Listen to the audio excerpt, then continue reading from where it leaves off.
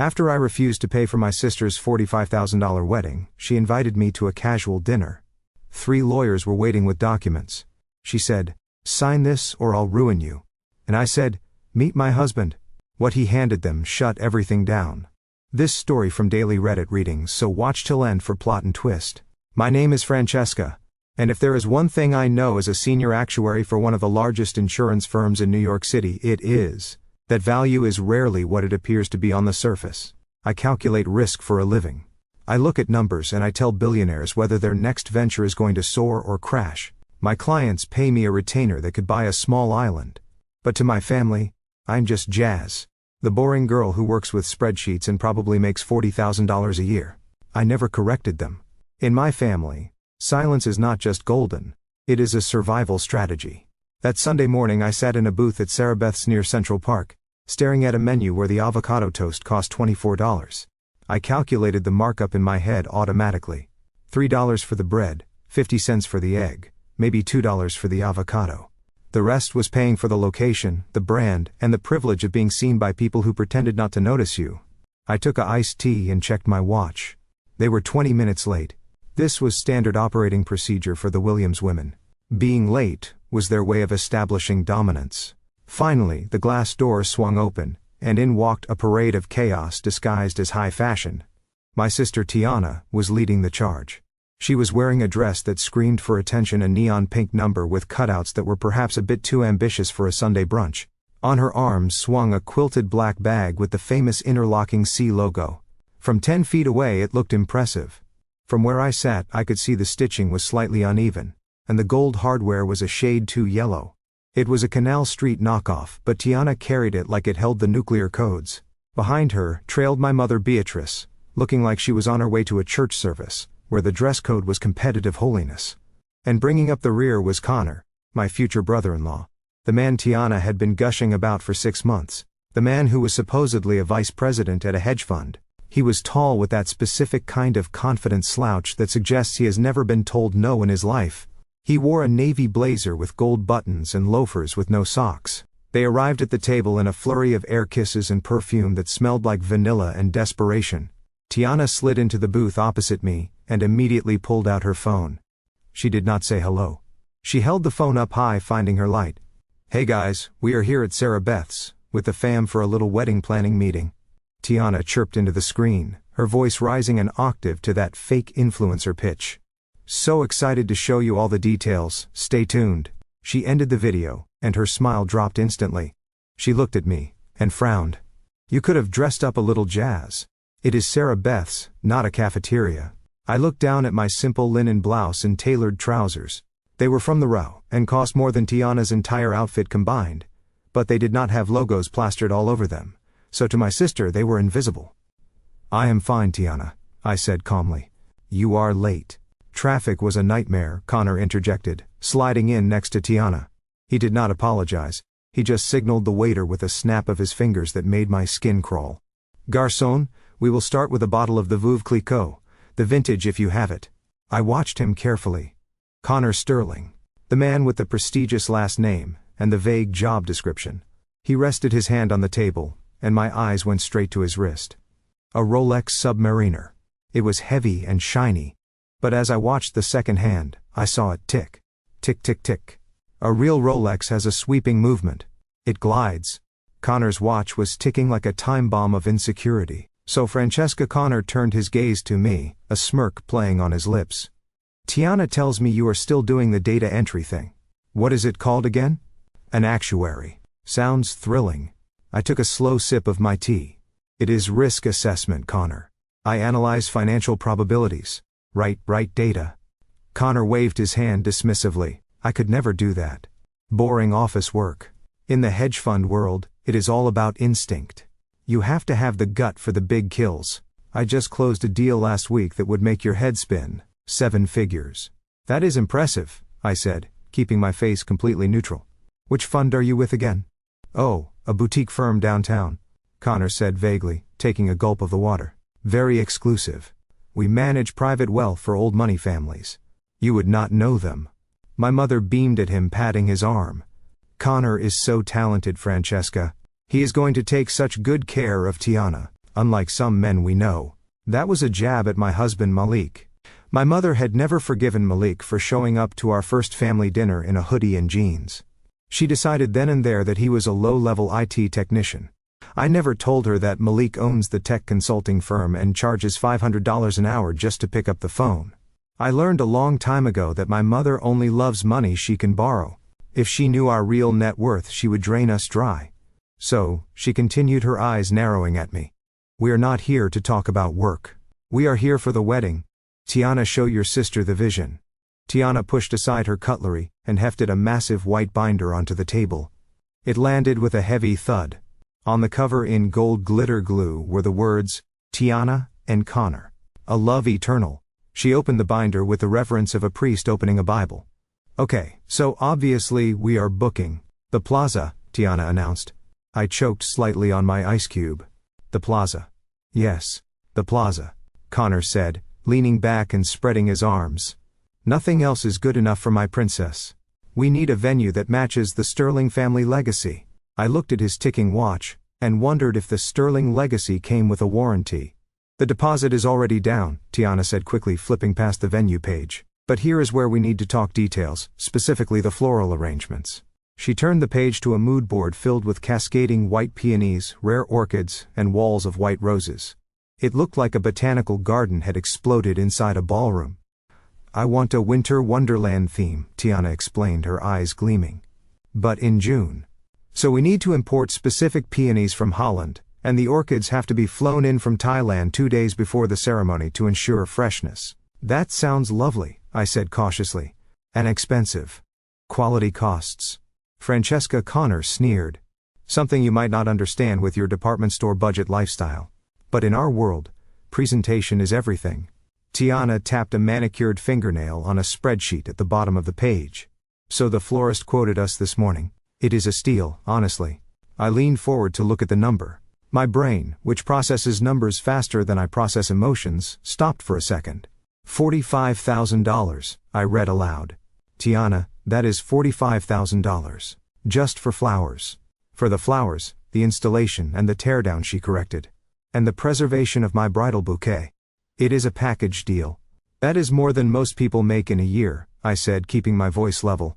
Oh, do not be such a buzzkill, Jazz, my mother snapped.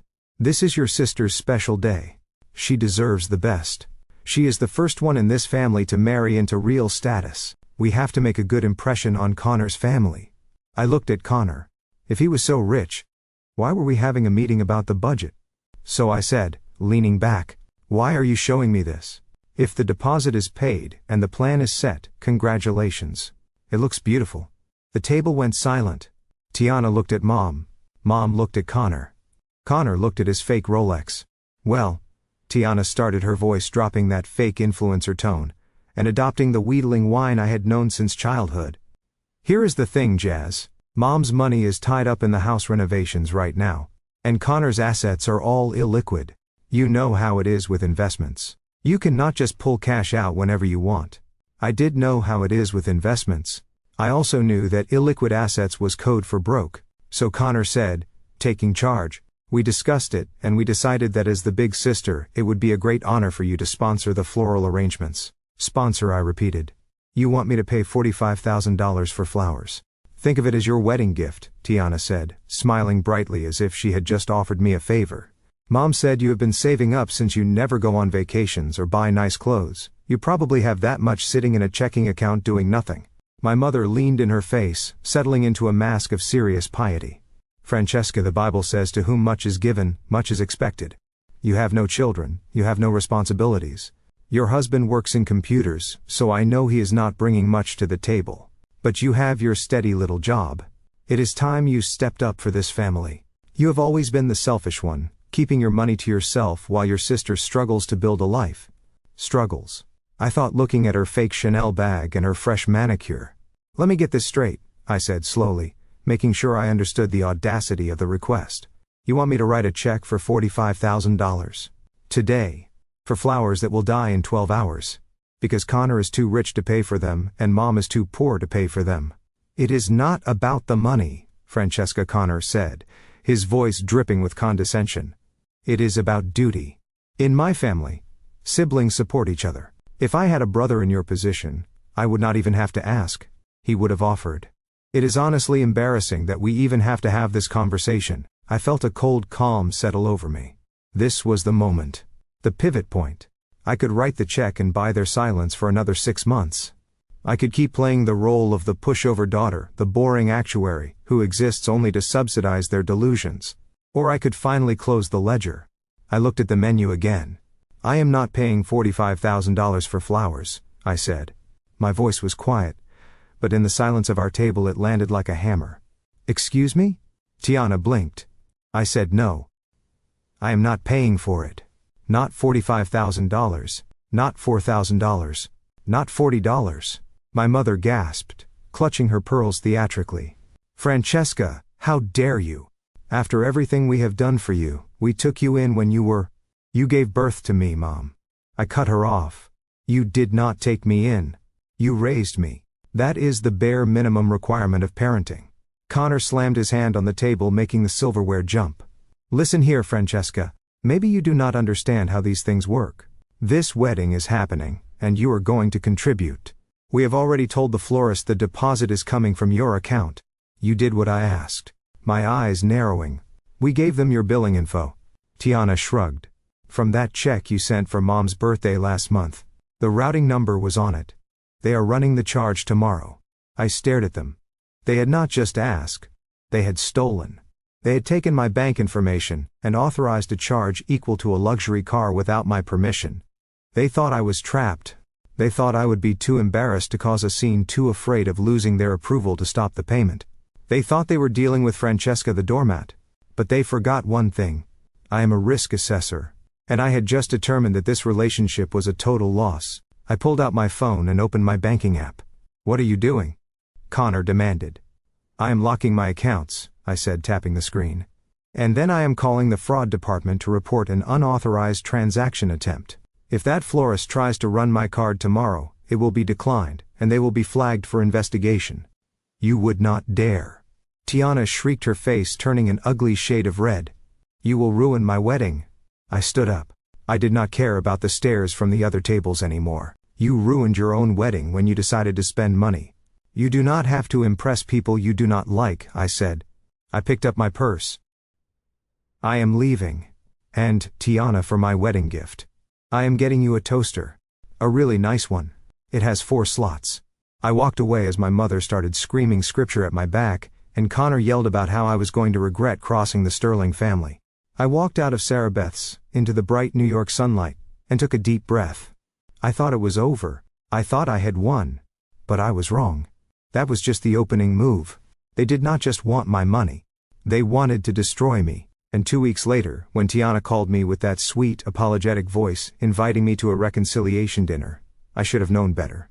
I should have known that when a predator smiles, it is not because they are happy. It is because they are about to feed. I stepped into a taxi and gave the driver my address. My phone buzzed. A text from Tiana.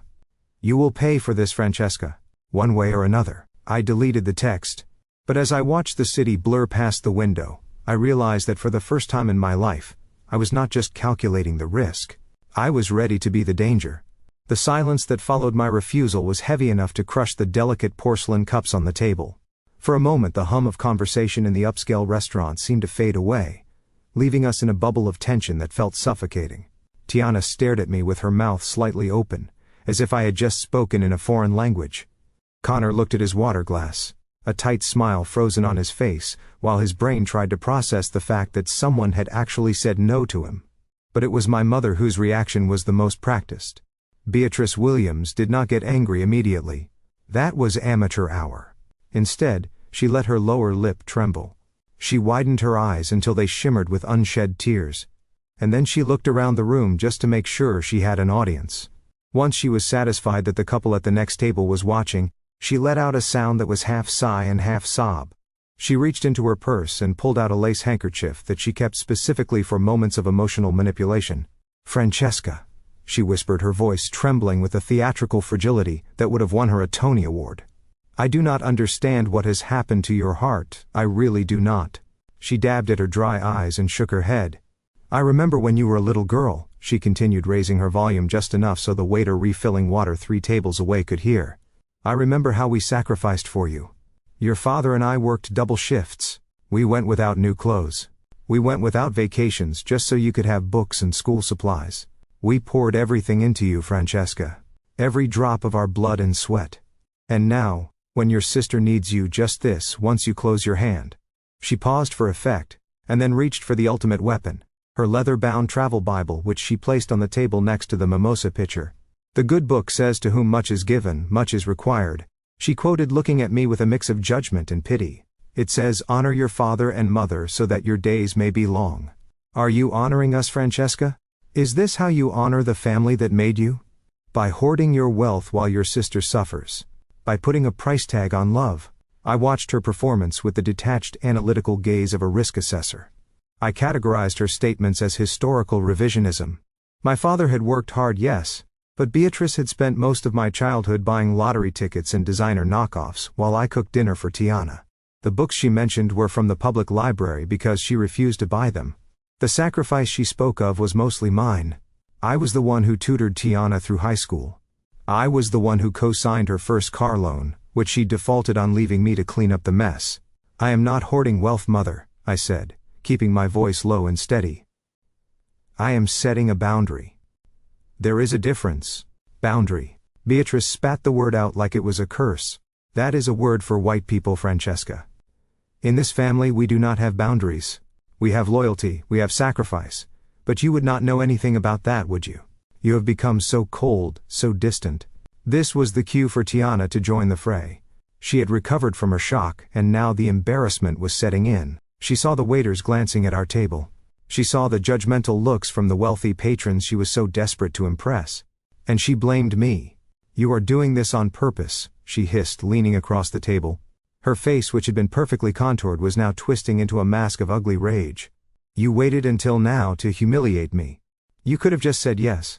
You could have just written the check. But no. You wanted to make me beg. You wanted to make Connor look bad in front of everyone. I did not ask for this meeting, Tiana, I reminded her. You invited me. You asked for the money. I just gave you an answer you did not like. You are jealous, Tiana said, her voice rising in pitch. That is what this is. You are jealous because I'm getting the fairy tale. I am marrying a Sterling. I am going to have the big wedding, and the beautiful house, and the legacy. And what do you have, Francesca? A boring job, a boring husband who fixes computers, and an empty house. She stood up then, her chair scraped loudly against the floor, and suddenly we were the center of attention. You want me to be looked down on by his family, she shouted, pointing a manicured finger at my face. You want them to think I am cheap. You want them to think we are trash. Because you are miserable, Francesca. You are miserable because you are 35 years old and you are dried up. The room went completely silent. Forks paused halfway to mouths. Even the music seemed to stop. Tiana did not stop. She was fueled by the adrenaline of her own cruelty. That is why you are hoarding your money, isn't it? She sneered, looking down at me with pure venom. Because you have nothing else to spend it on. You cannot have children. You are a barren, empty shell. So you try to control us with your cash because you know you will never have a real family of your own. You are just a bitter, selfish, barren woman who cannot stand to see her little sister happy and fertile and loved. The word barren hung in the air like a toxic cloud. It was a low blow even for Tiana. She knew about the miscarriages. She knew about the years of IVF treatments Malik and I had gone through privately. She knew the nights I had cried myself to sleep, wondering if I would ever be a mother. I had told her those things in confidence years ago, during a moment of weakness when I thought she actually cared. Now she was weaponizing my deepest pain in the middle of a crowded restaurant just because I wouldn't buy her peonies. I felt a physical blow to my chest, a sharp ache that threatened to double me over. My hands trembled beneath the table. I wanted to scream. I wanted to flip the table and shatter every glass in the room. I wanted to hurt her back. But then I looked at Connor. He was sitting there with a small smirk on his face. He was not embarrassed by his fiancée's outburst. He looked entertained. He looked superior. He took a sip of his wine and swirled the glass, looking at me with eyes that were cold and calculating. Ladies, please, he said, his voice smooth and dripping with condescension. There is no need for such theatrics. He turned his gaze to me. Look, Francesca, let us be adults here. I understand that $45,000 seems like a monumental sum to you. For people in your bracket, it is a lot of money. I get it. You have to count your pennies. You have to save for your retirement, because you do not have generational wealth to fall back on. He leaned forward, his fake Rolex glinting under the chandelier. But you have to understand who you're dealing with. For the Sterling's, $45,000 is a rounding error. It is pocket change. I dropped that much on a guy's trip to Vegas without blinking. The only reason we are asking you is out of tradition. We wanted to give you a chance to be part of something elevated, something high class. I thought you had a little more dignity than this. I thought you wanted to prove that you could belong at our table. But I guess you cannot buy class, can you? He chuckled, shaking his head, as if he were disappointed in a slow child. I looked at him. I looked at the man who claimed $45,000 was pocket change yet was currently wearing a suit that did not fit properly in the shoulders. I looked at the man who claimed to have generational wealth yet was bullying his fiance's sister into paying for flowers. The pain in my chest vanished.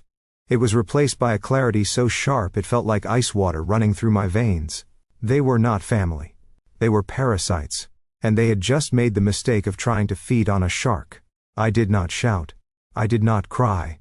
I did not flip the table. I simply raised my hand and signaled the waiter. The young man rushed over looking terrified. He had clearly heard everything, and was probably praying I wouldn't make a scene. "Check, please," I said calmly. "Separate checks," the waiter blinked. "Separate checks, ma'am?" "Yes," I said. "I will be paying for my iced tea. The rest of the table will cover their own bill." My mother gasped. "Francesca, you cannot leave us with this bill. We ordered the vintage champagne." "That sounds like a problem for people with generational wealth," I said, not looking at her. I pulled out my black American Express Centurion card. The waiter's eyes widened slightly when he saw it. It was a card invited only to high net worth individuals, the kind of card Connor had probably only seen in movies. I placed it on the tray. "Run it for the tea," I said. "And add $100 tip for yourself. I apologize for the noise at this table." Tiana was still standing, breathing heavily, her face blotchy. She realized suddenly that I was actually leaving. She realized that the $45,000 was not coming. She realized that the $300 brunch bill was about to land in her lap, and her credit cards were maxed out. "You are not leaving," she shrieked. "You cannot just walk away. We are family." I signed the receipt with a steady hand. I stood up, smoothing the wrinkles in my linen trousers. I picked up my purse and walked around the table to where Tiana stood. She flinched as if she thought I was going to hit her. But I just leaned in close so only she could hear me. The smell of her cheap vanilla perfume was overwhelming, but I didn't back away. I looked her dead in the eye. "You said I was barren, Tiana. Maybe I am, but at least I am not empty. You are drowning in debt, you are marrying a fraud, and you are selling your soul for a wedding you cannot afford." I paused, letting the words sink in. "And as for your gift, I meant what I said. I am getting you a toaster. It is the only thing you are going to get from me that has any warmth." I straightened up and looked at Connor one last time. "Nice watch, Connor," I said loud enough for the table to hear. "But you might want to get the battery checked. Real Rolexes do not tick." I turned on my heel and walked toward the exit. Behind me, chaos erupted. "Francesca, get back here," my mother screamed. "You are dead to me," Tiana yelled, her voice cracking. "Do not show your face at my wedding. I hate you." I heard Connor arguing with the waiter, trying to explain that his cards were in his other wallet. I heard the sound of glass breaking. I heard the whispers of the other diners. But I did not look back. I walked out of those glass doors and into the noise of the city. My heart was pounding, and my hands were shaking, but my head was high. I had just cut the cord. I had just severed the tie. It hurt. God, it hurt. But as I hailed a cab and climbed inside, I realized something else. I was free. Or so I thought. Because as I watched the restaurant disappear in the rearview mirror, I didn't know that my mother was already reaching for her phone. I didn't know that Tiana was already drying her tears and planning her next move. I didn't know that by the time I got home, my face would be all over the internet, and the war would be just beginning. I thought I had ended it. But the truth was, I had just declared war on people who had nothing left to lose, and people with nothing to lose are the most dangerous enemies of all. The heavy oak door of my bed-stuy brownstone clicked shut behind me, locking out the noise of the city and the chaos of the last hour. I leaned my back against the cool wood and closed my eyes, finally letting out the breath I had been holding since I left the restaurant. This house was my sanctuary. It was a 4-story masterpiece of late 19th century architecture with original crown moldings, mahogany banisters, and the kind of solid construction that made you feel safe from the world. My grandmother had bought it for pennies in the 70s when nobody wanted to live in Brooklyn, and she had left it to me specifically because she knew I was the only one who would preserve it rather than sell it to the highest bidder for quick cash. To my mother and sister, this house was just a pile of money sitting in the form of bricks. They saw the gentrification of the neighborhood, the coffee shops opening on the corner, and the property values skyrocket, and they saw dollar signs. They did not see the history. They did not see the nights I spent sanding the floors by hand, or the weekends Malik and I spent restoring the plasterwork. They just saw an asset that I was selfishly hoarding. I kicked off my heels and walked softly down the hallway toward the back of the house where Malik had his home office. The house was quiet, but it was the kind of quiet that felt expensive. The central air hummed almost imperceptibly, and the thick Persian rugs absorbed the sound of my footsteps. I wanted nothing more than to walk into Malik's office, crawl into his lap, and tell him everything. I wanted him to hold me and tell me that I was not crazy, that I was not the villain my family made me out to be. But when I reached the double doors of his study, I stopped. Through the frosted glass, I could see his silhouette. He was pacing back and forth, a phone pressed to his ear. I cracked the door open just an inch. "We cannot accept those terms," Gerald Malik was saying, his voice low and dangerous. It was a tone I rarely heard him use. "If they want to push for a hostile takeover, we will bury them in regulatory filings until the next fiscal year. Tell the board to hold the line. I am looking at the merger agreement right now, and there is a poison pill clause they missed." I watched him for a moment. He was wearing his favorite, worn-out Howard University hoodie, but his posture was all shark. On his desk, 3 monitors were glowing with spreadsheets and legal briefs that would make the average lawyer weep. He was in the middle of closing a deal that was probably worth more than the entire gross domestic product of a small country. My mother thought he fixed printers for a living because he never talked about his work at family gatherings. She did not know that the man she called lazy was currently orchestrating a billion-dollar defense strategy for a Fortune 500 company. He rubbed his temples, looking exhausted. I knew he had been up since 4 in the morning. If I went in there now with my family drama, I would be adding a straw to a camel's back that was already straining. I could not do that to him. He was fighting real wars. My war was just a petty skirmish over flowers and ego. I gently pulled the door closed without making a sound. I was alone. I walked into the kitchen and poured myself a glass of water. My hands were still trembling slightly. I took a sip, trying to wash away the taste of the argument. That was when my phone on the counter began to buzz. It started with a single vibration, then another, then a continuous angry hum that rattled the marble countertop. I stared at the screen. A notification from Instagram popped up. "Tiana Williams is live." My stomach dropped. I knew I should not look. I knew nothing good could come from watching my sister perform for her 3,000 followers. But it was like a car crash. I could not look away. I tapped the notification. The screen filled with Tiana's face. She was sitting in her car, the one I knew she was 3 months behind on payments for. The lighting was poor, but it highlighted the tears streaming down her cheeks. Real or fake, it did not matter. On camera they looked devastating. "Guys," she sniffled, wiping her nose with the back of her hand. "I do not usually do this. I try to keep things positive, you know. But I am just so broken right now." The comments were already flying up the side of the screen. Heart emojis. Broken heart emojis. People asking what happened. "I just came from a meeting with my sister," Tiana said, looking directly into the camera lens. "We were supposed to be planning my wedding, the happiest time of my life, right? But instead she humiliated me." She paused to let out a sob that sounded like a wounded animal. "My fiancé Connor and we are trying our best. But things are tight. And my sister? She is rich, guys. Like really rich. She lives in our grandmother's house. The house that was supposed to be for all of us. But she tricked Grandma into signing it over to her right before she died." I gripped the edge of the counter so hard my knuckles turned white. That was a lie. A bold, malicious lie. Grandma had signed the house over to me 5 years before she passed because she was terrified that Beatrice would sell it to pay off gambling debts. I had the competency hearings on tape. I had the lawyer's notes. But the truth is boring. The lie was sensational. She stole our inheritance. Tiana continued, her voice gaining strength from the validation of her audience. She lives in a mansion while Mom and I struggle. And today when I asked her for help, just a little help to make my wedding day special, she laughed in my face. She told me I was pathetic. She threw money at me and walked out. The comments section was a cesspool of outrage. Wow, what a snake. Karma will get her. Family comes first. That is shameful. This is why you cannot trust anyone, even blood. I watched as user after user piled on. People I did not know. Strangers from across the country were judging me based on the performance of a woman who once stole my identity to open a credit card at Sephora. Then the text messages started. It began with Aunt Sarah, the family matriarch, now that Grandma was gone. Sarah had always liked me, but she loved peace more than she loved truth. Francesca, I am seeing this video. Please tell me you did not leave your mother and sister with the bill. You have so much, and they have so little. Fix this. Then came my cousin Marcus, who owed me $2,000 I knew I would never see again. You are foul for that, Jazz. Mom is crying watching this. You need to apologize and cut that check. Do not forget where you came from. Then came the messages from numbers I did not even have saved. Distant relatives, friends of the family, people who had not spoken to me in a decade but felt entitled to weigh in on my character. Selfish, bougie, sellout, Oreo. That last one stung the most.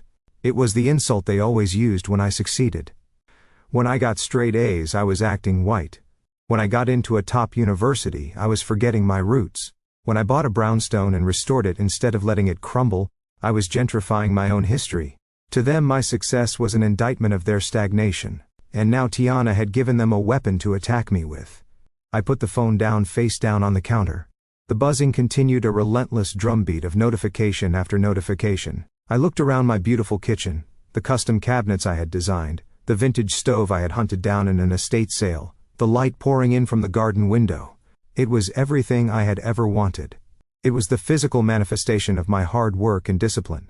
So, why did I feel so small? I felt the walls closing in. The silence of the house, which had been a comfort minutes ago, now felt oppressive. It felt like isolation. I was the girl in this big house on the hill, and down in the village the townspeople were lighting their torches. I wanted to march into the living room and turn on the television to drown out the noise in my head, but I knew I would just see Tiana's face in my mind. I wanted to call my best friend getting drinks in the city. But I was too ashamed to explain that my own sister was publicly dragging me through the mud. So I stood there in the middle of my $1 million kitchen, feeling like the poorest woman in the world.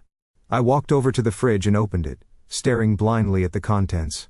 I wasn't hungry, I just needed to look at something orderly. Rows of sparkling water. Fresh vegetables in the crisper. Containers of meal prep that Malik and I had made on Sunday. Order. Logic. Structure. My family was chaos. They were a hurricane that swept through and destroyed everything in its path, demanding that you thank them for the rain. I closed the fridge and leaned my forehead against the cool stainless steel. Be the bigger person. That was what everyone always said. Just apologize. Just pay the money, keep the peace. But peace at the expense of my dignity wasn't peace. It was surrender. The buzzing stopped for a moment, then started again with a different rhythm. A call. I glanced at the screen. It was my mother. I let it ring. I knew exactly what she would say. She would not be angry. That was not her style. When she wanted something, she would be weeping. She would say she was having chest pains. She would say her blood pressure was spiking, and it was all my fault. She would weaponize her health just like Tiana weaponized her tears. I declined the call. Immediately a text appeared. If I end up in the hospital tonight, it is on your hands. I stared at the words. The manipulation was so blatant, so clumsy, and yet it still found that little hook in my heart. The little girl inside me who just wanted her mommy to love her. The little girl who thought that if she was just good enough, smart enough, rich enough, maybe then she would be worthy of affection. But I was not a little girl anymore. I was a 35-year-old woman with a mortgage, a career, and a husband who was currently fighting off corporate raiders in the next room. I took a deep breath and picked up the phone. I did not text back. Instead, I opened my settings. I scrolled down to the blockers. I selected Tiana's number. Block. I selected my mother's number. Block. I selected Aunt Sarah and cousin Marcus. Block. Block. The buzzing stopped. The silence returned. But this time, it did not feel empty. It felt like the silence after a storm has passed. I was alone in the house, yes. But I was safe. I walked over to the window and looked out at the garden. The sun was setting, casting long shadows across the hydrangeas I had planted. They were blooming beautifully. I thought about Tiana's demand for $45,000 worth of flowers that would be dead by morning. My flowers were real. My life was real. And then I saw it. A car pulled up to the curb outside. A black sedan. Not a taxi. Not an Uber. It was an older model beat up with a dent in the passenger door. I recognized it immediately. It was Aunt Sarah's car. They were not just attacking me online. They were coming here. I stepped back from the window, my heart hammering against my ribs. I checked the security panel by the back door. The alarm was set. The doors were locked. But they knew the code. I had given the gate code to Aunt Sarah 2 years ago, when she came to water the plants while we were on vacation. I had never changed it. I watched on the security monitor as the gate clicked open. Aunt Sarah stepped out, followed by my mother. Beatrice did not look like a woman having a heart attack. She looked like a general marching into battle, and behind them was Tiana holding her phone up, presumably still live-streaming the invasion of my home. They were walking up the path to my front door. I looked toward Malik's office. He was still on the phone, pacing faster now. I could not disturb him. I could not let this circus interrupt his work. I had to handle this. I took a deep breath, smoothed down my shirt, and walked to the front door. I did not open it. I engaged the deadbolt audibly. Then I pressed the button for the intercom. "Go away," I said, my voice amplified by the speaker outside. I saw my mother stop on the porch. She looked up at the camera, her eyes narrowed. "Open this door, Francesca," Beatrice demanded. "We need to talk. Family business." "I am calling the police," I said calmly. "You are trespassing." Tiana laughed, a shrill sound that distorted through the speaker. "You are going to call the cops on your own mother? Go ahead. Let everyone see what kind of monster you are." I looked at the monitor. Tiana was filming the door, filming the house, filming her own mother pounding on the wood. I reached for my phone again. But this time I didn't call the police. I opened my email. I found the draft I had written months ago. The one titled, "Cease and Desist." The one I had prepared the last time they tried to extort me, but had been too soft to send. I forwarded it to my lawyer. Then I sent a text to the private security firm that patrolled our neighborhood. Priority 1. Intruder on premises. I watched on the screen as the security patrol car turned the corner, just 30 seconds later. The flashing yellow lights swept across my mother's furious face. The war had moved from the internet to my doorstep. And I was done retreating. The next morning I walked into my office tower in Midtown Manhattan, trying to leave the chaos of my family behind me. My building is a fortress of glass and steel, a place where logic, rules, and emotions are left at the revolving doors. I love the silence of the elevator ride up to the 42nd floor. I love the swipe of my security badge, which granted me access to rooms where billion-dollar decisions were made. Here I was not Francesca, the ungrateful daughter, or the selfish sister. Here I was Francesca Williams, senior partner, and one of the most respected risk assessors in the industry. My office was my sanctuary, with its floor-to-ceiling windows overlooking the Hudson River and the quiet hum of productivity that soothed my frayed nerves. I sat down at my desk and opened a complex file regarding a maritime merger, hoping to lose myself in the actuarial tables. But my piece lasted exactly 45 minutes. The phone on my desk rang. It was the internal line from the lobby security desk. I picked it up, expecting a courier, or perhaps a client arriving early for a meeting. "Miss Williams, I apologize for disturbing you," the security guard Mike said, his voice tight with professional discomfort. "There is a woman down here. She claims to be your mother. She does not have an appointment, and she is refusing to leave until she sees you. She is causing quite a disturbance, ma'am." My stomach dropped to the floor. I closed my eyes and took a deep breath. Of course she was here. I should have calculated this variable. Beatrice Williams did not accept defeat. She viewed boundaries as challenges to be bulldozed. "Is she yelling, Mike?" I asked, keeping my voice calm. "She is crying, ma'am," Mike replied. "She is telling anyone who will listen that her daughter is letting her starve in the lobby, while sitting in an ivory tower. People are staring. I really need you to come down and handle this, or I will have to have her escorted out by the NYPD. Do not call the police," I said quickly. The last thing I needed was my mother being arrested in the lobby of my firm. It would make the industry gossip columns by lunch. "I am coming down." I hung up the phone and walked to the elevator. My legs felt heavy. Every floor that ticked by on the display felt like a descent into hell. When the doors opened on the ground level, I could hear her before I saw her. Beatrice was standing near the turnstiles wearing her Sunday best and navy blue suit, with a hat that looked ridiculous under the fluorescent corporate lights. She was clutching her purse with both hands, and speaking loudly to a group of young interns who looked terrified. I raised her alone, she was wailing. I scrubbed floors so she could work in a place like this. And now she treats me like a stranger. Mother. My voice cut through her performance like a knife. She spun around, her eyes lighting up with a mix of triumph and fury. The tears vanished, instantly replaced by a look of steely determination that I knew all too well. Francesca, she said, smoothing her skirt. Finally, do you know how humiliating it is to be stopped by security like a common criminal? I am your mother. I should have a key to this building. This is a secure financial institution, Mother, I said, guiding her away from the staring interns toward a quiet corner near the fountain. Nobody has a key, except the CEO. Why are you here? I told you yesterday that I am done. You do not get to be done with family, Francesca, she hissed, her voice dropping to a dangerous whisper. You think because you have a security badge and a fancy office you are better than us. You think you can just walk away from your obligations. I have no obligations to fund a $45,000 flower arrangement, I said, crossing my arms. This is not about the flowers anymore, Beatrice said, her eyes narrowing. This is about respect. And it is about justice. Tiana is devastated. She has been crying all night. Connor is beside himself. You embarrassed them in front of the staff at Sarah Beth's. You made them look poor. They are poor, Mother, I said bluntly. That is the reality. Pretending otherwise is what got them into this mess. And frankly, it is what got you into your mess too, her face twisted. Do not you dare speak to me about my finances. You do not know what I have been through. I know exactly what you have been through. I shot back, losing my patience. I know about the credit cards you maxed out in my name when I was in college. I know about the second mortgage you took out on the childhood home to pay off your bingo debts. And I know why Grandma left the brownstone to me. Beatrice froze. The mention of the brownstone always had this effect on her. It was the one subject she usually avoided, because deep down she knew the truth. But today, she did not back down. Instead, she stepped closer, invading my personal space. She left that house to you because you manipulated her, she spat.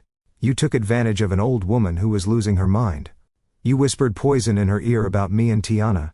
You told her we were irresponsible. You coerced her into signing those papers when she did not know what day of the week it was. That is a lie, and you know it. I said, my voice trembling slightly with rage. Grandma was perfectly lucid. She sat me down in her kitchen 3 years before she died. She showed me the stack of pawnshop tickets she found in your bedroom. She knew you had pawned her wedding ring, Mother. She knew you stole her Social Security checks to play the slots in Atlantic City. Beatrice flinched, but she recovered quickly. She was confused, Beatrice insisted. She lost that ring. I never took it. I have the receipt, I said. I bought it back. I have the receipt with your signature on it. Grandma saw it. That is why she changed her will. She told the lawyer specifically that she wanted the house to go to me, because she knew if she left it to you it would be sold within a month to pay a bookie or a casino. She wanted to keep the property and the family. I am the only reason that house is still standing.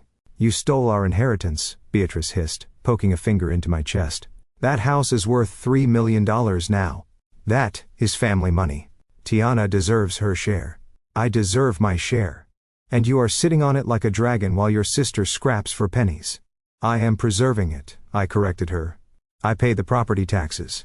I pay for the maintenance. You and Tiana have never contributed a dime. Because you stole it, she repeated like a broken record. But that ends today. She reached into her purse. For a second, I thought she was going to pull out the Bible again. But instead, she pulled out a folded piece of paper. It looked like a printout from a legal website. Connor has been doing some research, she said, a smug smile spreading across her face. He knows people, Francesca, powerful people. He spoke to his family lawyers this morning. I almost laughed. Connor did not have family lawyers. Connor had debt collectors. And what did his imaginary lawyers say, I asked. They said that a will signed by a woman with early onset dementia is contestable, she said, reciting the words carefully as if she had memorized them on the ride over. They said that if one beneficiary has undue influence over the testator, the entire document can be voided. They call it elder abuse, Francesca, financial exploitation of a vulnerable senior. I stared at her. The air in the lobby seemed to drop 10 degrees. This was not just a guilt trip anymore. This was a legal threat. And not just any threat. An accusation of elder abuse was a nuclear bomb for someone in my profession. I am an actuary. My entire career is built on ethics, integrity, and trust. I handle sensitive financial data for the largest corporations in the world. To hold my license, I have to pass rigorous background checks and adhere to a strict code of conduct. A formal accusation of fraud, especially involving a family member and a vulnerable senior, would trigger an immediate ethics investigation by the actuarial board. Even if I was innocent, even if I won in court, the investigation alone would suspend my license. My clients would drop me. My firm would place me on administrative leave to protect their reputation. It would effectively end my career. You would not dare, I whispered. Oh, I would, Beatrice said, her voice sweet and poisonous. And I will. Connor has the paperwork ready. He says all we have to do is file a petition with the probate court. Once it is public record, your bosses upstairs will hear about it. How will that look, Francesca, the high and mighty risk assessor accused of swindling her own grandmother? This was extortion, pure and simple. My own mother was standing in the lobby of my workplace, threatening to destroy the career I had built over 15 years unless I paid for a party. What do you want? I asked, feeling a cold sweat break out on my back. I want you to make things right, Beatrice said. I want you to apologize to your sister. I want you to write that check for the flowers. And I want you to sign a document acknowledging that Tiana owns half of the brownstone. Connor says we can structure it as a gift, so you do not have to pay taxes. See, we are trying to help you. Half the house, I repeated. You want me to give her $1.5 million in equity, just like that? It is only fair, Beatrice shrugged. She is getting married. She needs a nest egg. Connor wants to start an investment firm, and they can use the equity as collateral for a business loan. I closed my eyes. They were going to mortgage the house. They were going to take out a loan against the equity, give the money to Connor, and he was going to lose it all. The bank would foreclose. The house would be gone. Everything Grandma worked for, everything I had protected would be erased. And if I refuse, I asked, opening my eyes. Then we go to court, Beatrice said simply. And we go to the press. Tiana has a platform, you know. She will tell the world how you abused your grandmother. We will ruin you, Francesca, unless you do the right thing. I looked at the woman standing in front of me. I looked for any trace of the mother who used to braid my hair. I looked for any sign of love or hesitation. There was none. There was only greed. She was willing to burn my life to the ground to keep herself warm. I realized then that I had made a miscalculation. I had treated them like a nuisance. But they were not a nuisance. They were an existential threat. I need time, I said, keeping my voice steady, even though my insides were screaming. I cannot just sign over a house in the lobby. I need to review the paperwork. You have 24 hours, Beatrice said, checking her watch as if she had somewhere important to be. Tiana is finalizing the venue contracts tomorrow. If we do not have the money and the commitment by then, Connor files the petition. She reached out and patted my cheek. Her hand felt cold. Do not be stubborn, Francesca. We are doing this for your own good. You have been alone too long. You have forgotten how to share. We are just teaching you how to be a family again. She turned and walked toward the revolving doors, her heels clicking on the marble floor. I watched her go. I watched her walk out into the sunlight, leaving me standing in the shadows of the lobby. I turned around and walked back to the elevators. My hands were shaking so badly. I had to use 2 hands to press the button. Mike, the security guard, looked at me with concern. Is everything all right, Ms. Williams? I looked at him. No, Mike. Everything is not all right. I went back up to the 42nd floor. I walked into my office and closed the door. I sat down at my desk and stared at the file on the maritime merger. The numbers blurred. The probability tables made no sense. I was dealing with a variable I had never encountered before. A zero-sum game where the opponent was my own blood. They wanted the house, they wanted my money, and they were using my career as leverage. I picked up my phone. I needed to call Malik. But then I hesitated. Malik was in the middle of a war of his own. If I told him this, if I told him that Connor and my mother were threatening my license, he would go nuclear, he would destroy them. But in doing so, he might jeopardize his own deal. He might lose focus at a critical moment. I could not put that on him. Not yet. I had 24 hours. 24 hours to figure out how to stop them without blowing up my life. I opened a new browser window. I typed in a name. Connor Sterling. If they wanted to play legal games, I needed to know exactly who I was playing against. Beatrice said. Connor had lawyers. She said he had family money. She said he was a vice president. I started digging. I pulled up public records. I accessed the databases that only actuaries and private investigators use. The ones that show credit scores, liens, and bankruptcy filings. It took me 10 minutes to find the first crack. Connor Sterling did not have a family lawyer. In fact, Connor Sterling did not even have a bank account in good standing. I stared at the screen. A cold smile touched my lips. My mother had threatened to ruin me with a lie. But I was about to ruin them with the truth. But before I could print the documents, my email pinged. It was a message from Tiana. Subject: reconciliation. Content: Jazz. I am sorry about Mom. She is intense. But she is right. We need to fix this. Come to dinner at Connor's place tomorrow night. Just us. No yelling. Just family. We can work out a payment plan. I want you at my wedding. Please. It was the bait. The trap. They thought I was scared. They thought the threat had worked, and now they were offering me a graceful way to surrender.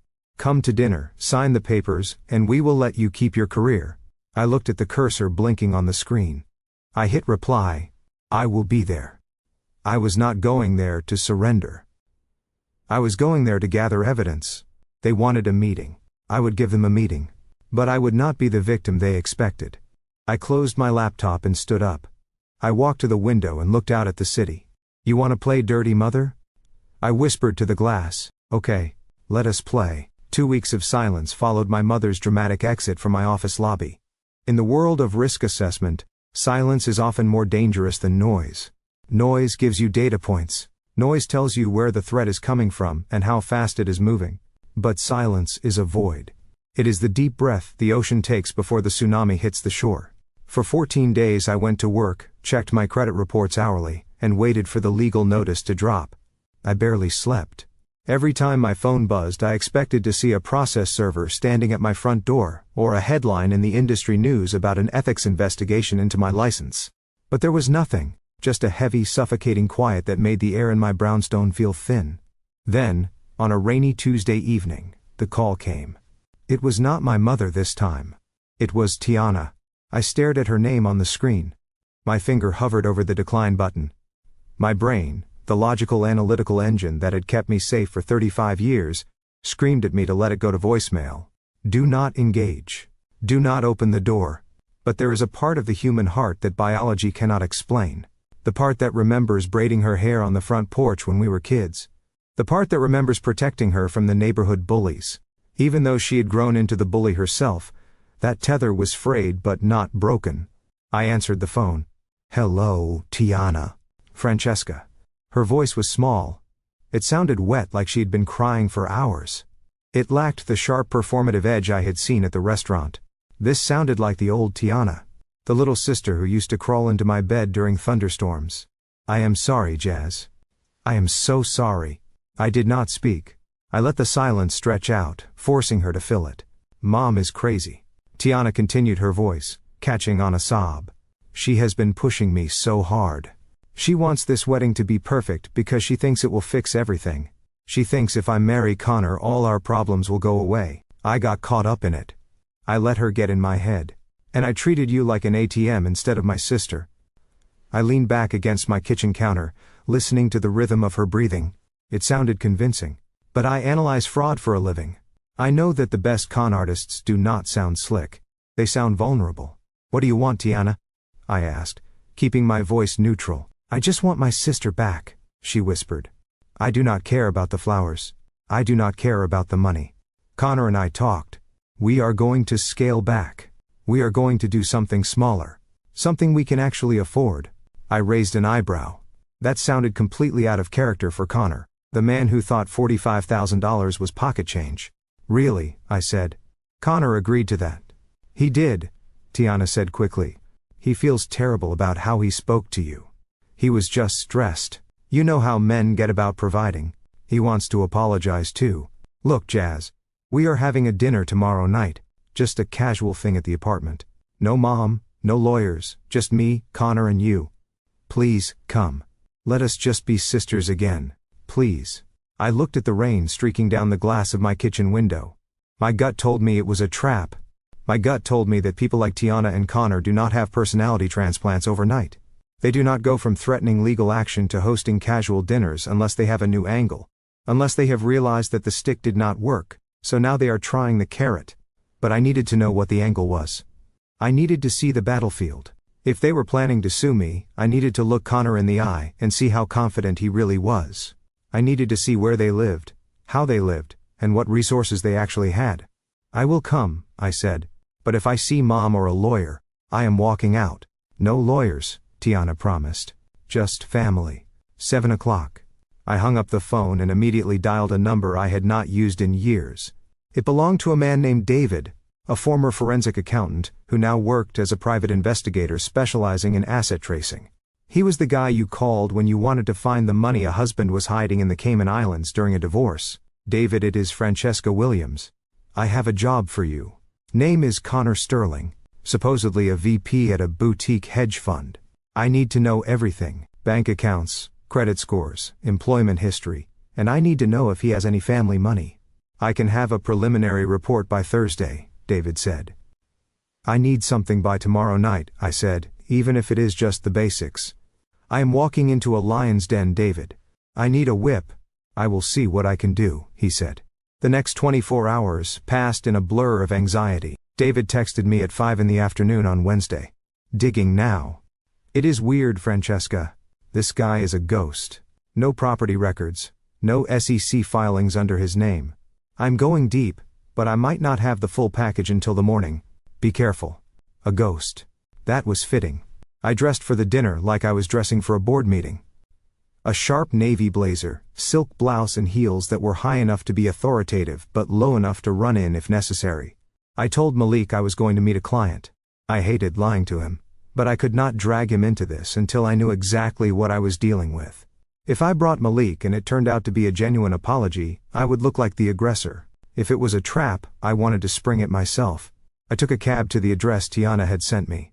It was a building in Tribeca, one of those glass needles that pierced the sky. The lobby was impressive. Floors of Italian marble, a doorman who looked like a Secret Service agent, and a scent of white tea pumped through the vents. This was serious money. For a second I doubted myself. Maybe Connor really was successful. Maybe I had misjudged him. The elevator ride to the penthouse took nearly a minute. My ears popped as we ascended. When the doors opened directly into the apartment, I stepped out into a space that was designed to intimidate. Floor-to-ceiling windows offered a panoramic view of the Manhattan skyline. The lights of the city twinkled below like a sea of diamonds. The living room was massive, with high ceilings and modern furniture that looked like it had been lifted straight from the pages of Architectural Digest. Tiana and Connor were waiting for me. Tiana was wearing a simple dress, looking modest and repentant. Connor was in a cashmere sweater pouring wine into a crystal decanter. Francesca, Tiana said, walking over to hug me. Thank you for coming. I let her hug me. Her body felt tense. She was vibrating with a nervous energy that she was trying hard to suppress. Hello, Tiana, I said, stepping back. Connor. Francesca. Connor nodded, offering me a glass of red wine. Reckless of me to assume you drink red, but this is a lovely Cabernet I have been saving. Please. I took the glass. I did not drink. I began to walk around the room, letting my eyes scan the environment. I put on my actuary glasses. I stopped looking at the overall picture, and started looking at the data points. The first thing I noticed was the art. On the far wall there was a massive abstract painting, splashes of red and black. It looked like a Rothko. It was framed in heavy black wood. To the untrained eye, it screamed millions of dollars. But I stepped closer. I tilted my head looking at the surface of the canvas under the track lighting. Real oil paintings have texture. You can see the brush strokes the ridges where the paint layers over itself. Even an old painting has a topography. This surface was completely flat. It was smooth. It was a print. A high-quality print, yes, perhaps canvas transfer, but it was ink, not paint. It was a poster masquerading as a masterpiece. Interesting piece, I said, turning to Connor. Is it an original? Connor chuckled, swirling his wine. Oh, that old thing. It is a study by a local artist I support. I have the Sirius collection in storage. The humidity in New York can be brutal on oils, you know. I nodded, filing that away. Lie number 1. Nobody keeps the fake art on the wall and the real art in storage unless they do not have real art. I walked toward the seating area. There was a large white rug anchoring the room. It looked plush and inviting. But as my heels sunk into it, I felt a distinct friction. Static. I looked down. The fibers had a synthetic sheen. Wool absorbs light. Silk reflects it softly. This material was reflecting the overhead lights with a harsh plastic glare. And in the corner near the sofa leg, the rug was curling slightly upward. A high-end Persian or wool rug lays heavy and flat. It has weight. This was polyester. It was a machine-made rug, likely bought from a staging company or a big box store. It was the kind of rug you buy when you want the look of luxury without the price tag. Lie number 2. Then I lifted the wine glass to my lips. I did not drink. I inhaled. Connor had made a show of pouring it from a crystal decanter hiding the bottle. He called it a lovely Cabernet. A good Cabernet has notes of blackcurrant oak, maybe a hint of tobacco. It smells deep. This smelled like sugar and rubbing alcohol. It had that sharp, stinging scent of a wine that has been mass-produced with added sulfites to preserve it on a grocery store shelf. It was $2 Chuck, dressed up in crystal. Lie number 3. I looked around the rest of the room. There were no personal photos. No books on the shelves that looked like they had been read. The coffee table books were perfectly aligned as if placed by a ruler. There was no clutter. No mail on the counter. No keys near the door. This was not a home. This was a stage set. It hit me with the force of a physical blow. They did not live here. Or if they did, they were renting it furnished, probably on a short-term lease.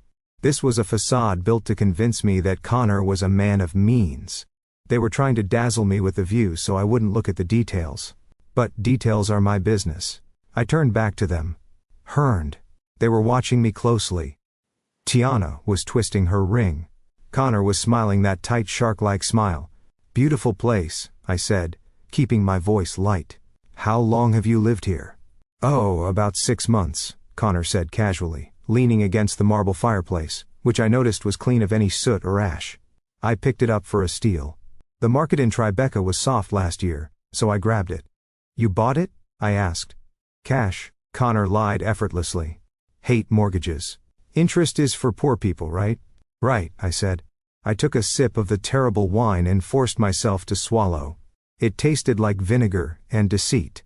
So I said, sitting down on the stiff sofa. Let us talk. You said you wanted to make peace. We do? Tiana said, sitting next to Connor. We want to start over. She reached for a folder on the coffee table. A folder I hadn't noticed before because it was tucked under a magazine. But before we eat, she said, her voice trembling just a little. We have a small favor to ask. Since we are scaling back the wedding, Connor has this incredible investment opportunity. It is a way for us to secure our future, so we never have to ask you for money again. Here it comes, I thought. The pivot. And since you are family, Connor added, his eyes locking onto mine. We wanted to give you the first refusal. It involves the brownstone. But, do not worry. It is not a handout. It is a partnership. I looked at the folder. Then I looked at the fake art, the cheap rug, and the man wearing a watch that ticked. They were not scaling back, they were doubling down. And they had invited me into their house of cards, expecting me to be too impressed to blow it down. I set my wine glass on the table. Tell me about this partnership, I said. I was ready to hear the pitch, not because I was going to buy, but because I was gathering the ammunition I would need to bury them. We sat down at the glass dining table, which was set with gold-rimmed plates that looked suspiciously like the ones sold at Pier 1 Imports during their liquidation sale. The dinner itself was a catered affair, but not from a private chef.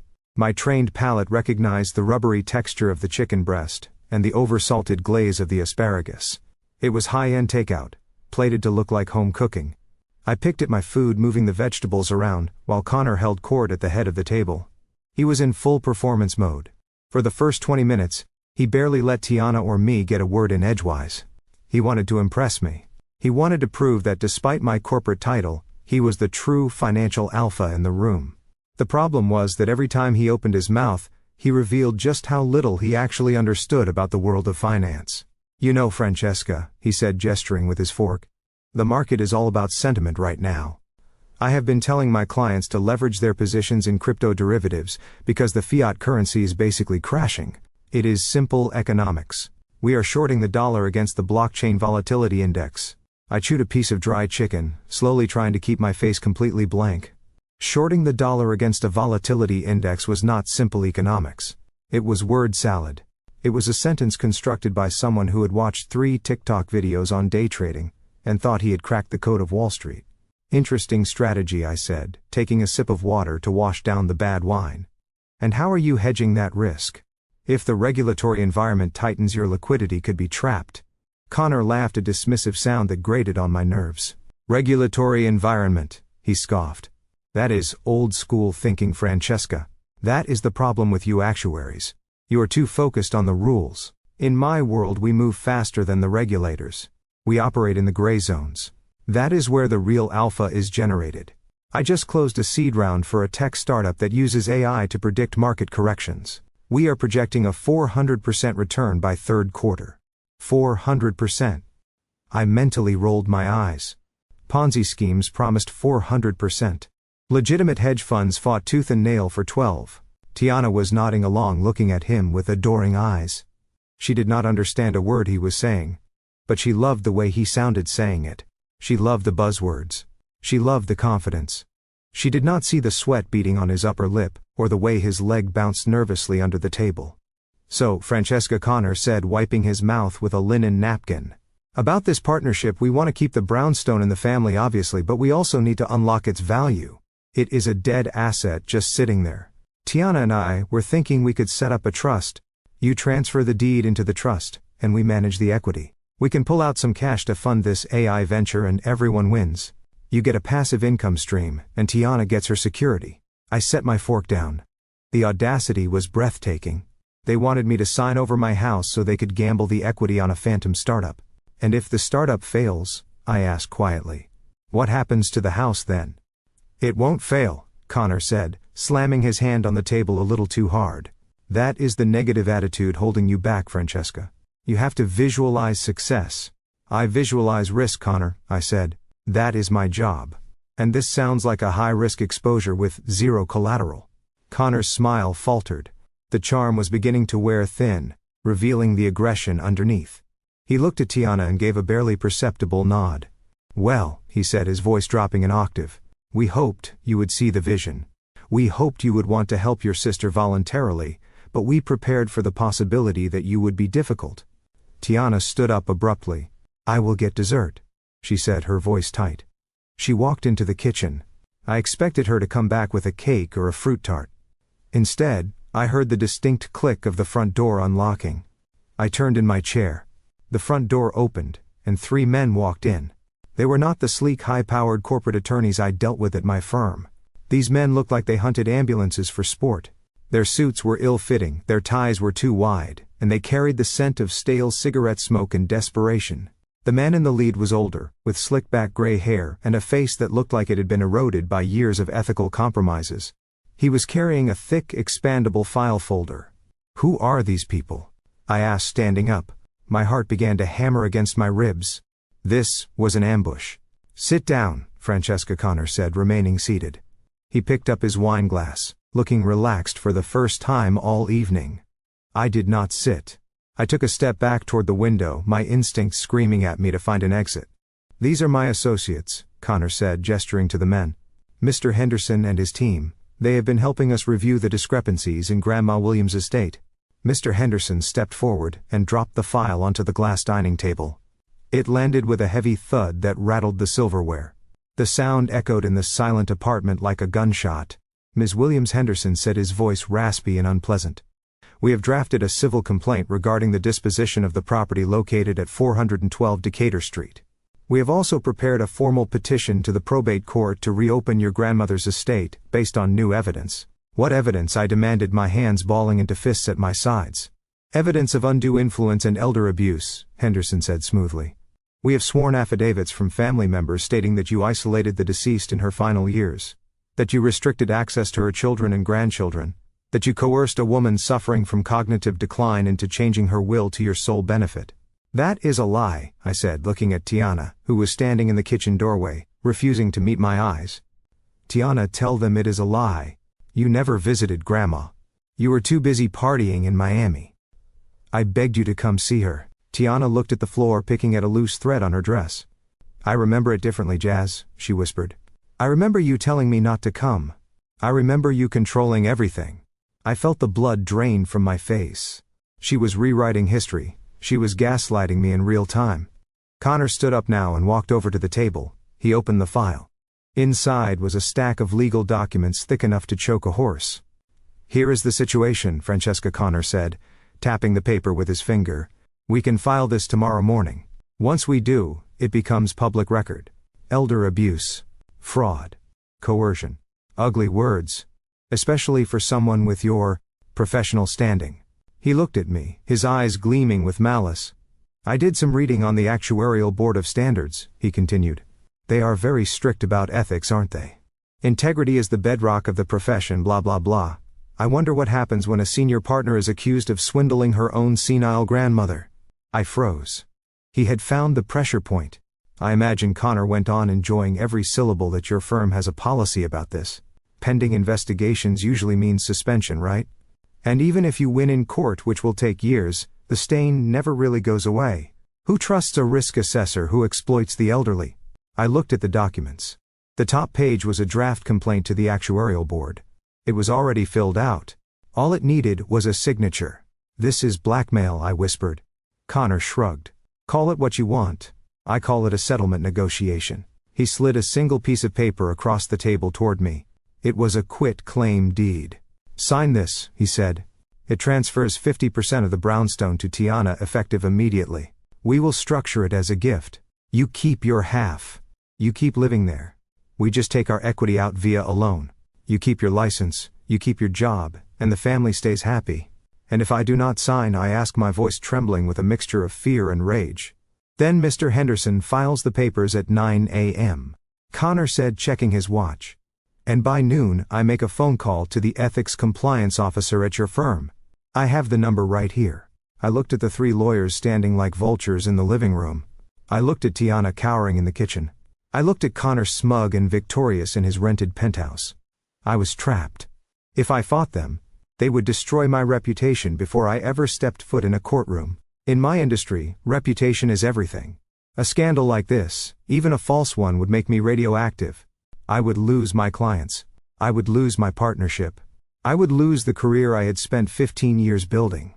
But if I signed, I was handing over my grandmother's legacy to a con artist. I was letting them loot the home I had saved. I felt the walls closing in. The air in the penthouse felt thin and toxic. I needed time. I needed to think. But Connor was not giving me time. He was holding out a pen. Tick-tock, Francesca, he said, mocking the sound of a clock. Decisions, decisions. I looked at the pen.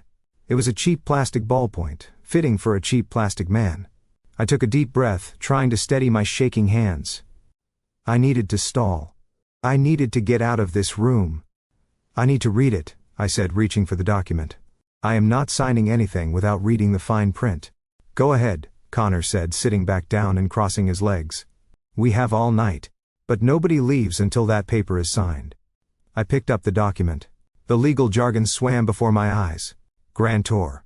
Grantee. Consideration of $1. I was alone. My high-powered job meant nothing here. My money meant nothing here. I was just a woman surrounded by 4 men who wanted to strip me bare. I reached into my purse. What are you doing? Henderson barked, stepping forward. I am getting my reading glasses, I lied. My hand closed around my phone. I pulled it out and placed it on the table screen down. I am just going to read, I said, my voice surprisingly steady. I looked at Connor. You think you have won, don't you? I think I am just leveling the playing field. Connor smiled. You have had the advantage for too long, Francesca. It is time for a correction. I looked down at the document again. But my mind was racing. I needed a variable I hadn't calculated. I needed an outlier event. And then I remembered. I hadn't come alone. I mean, I had walked in alone. But I had a failsafe. A protocol I had established with Malik years ago when we first started navigating the dangerous waters of high finance. A panic button. 3 taps on the screen. I rested my hand on my phone. 1, 2, 3. I looked up at Connor. You are right, I said. This is a correction. But I do not think you understand who is about to be corrected. Connor's smile faltered slightly. What is that supposed to mean? It means, I said, leaning back in my chair. I am not the only one with a team.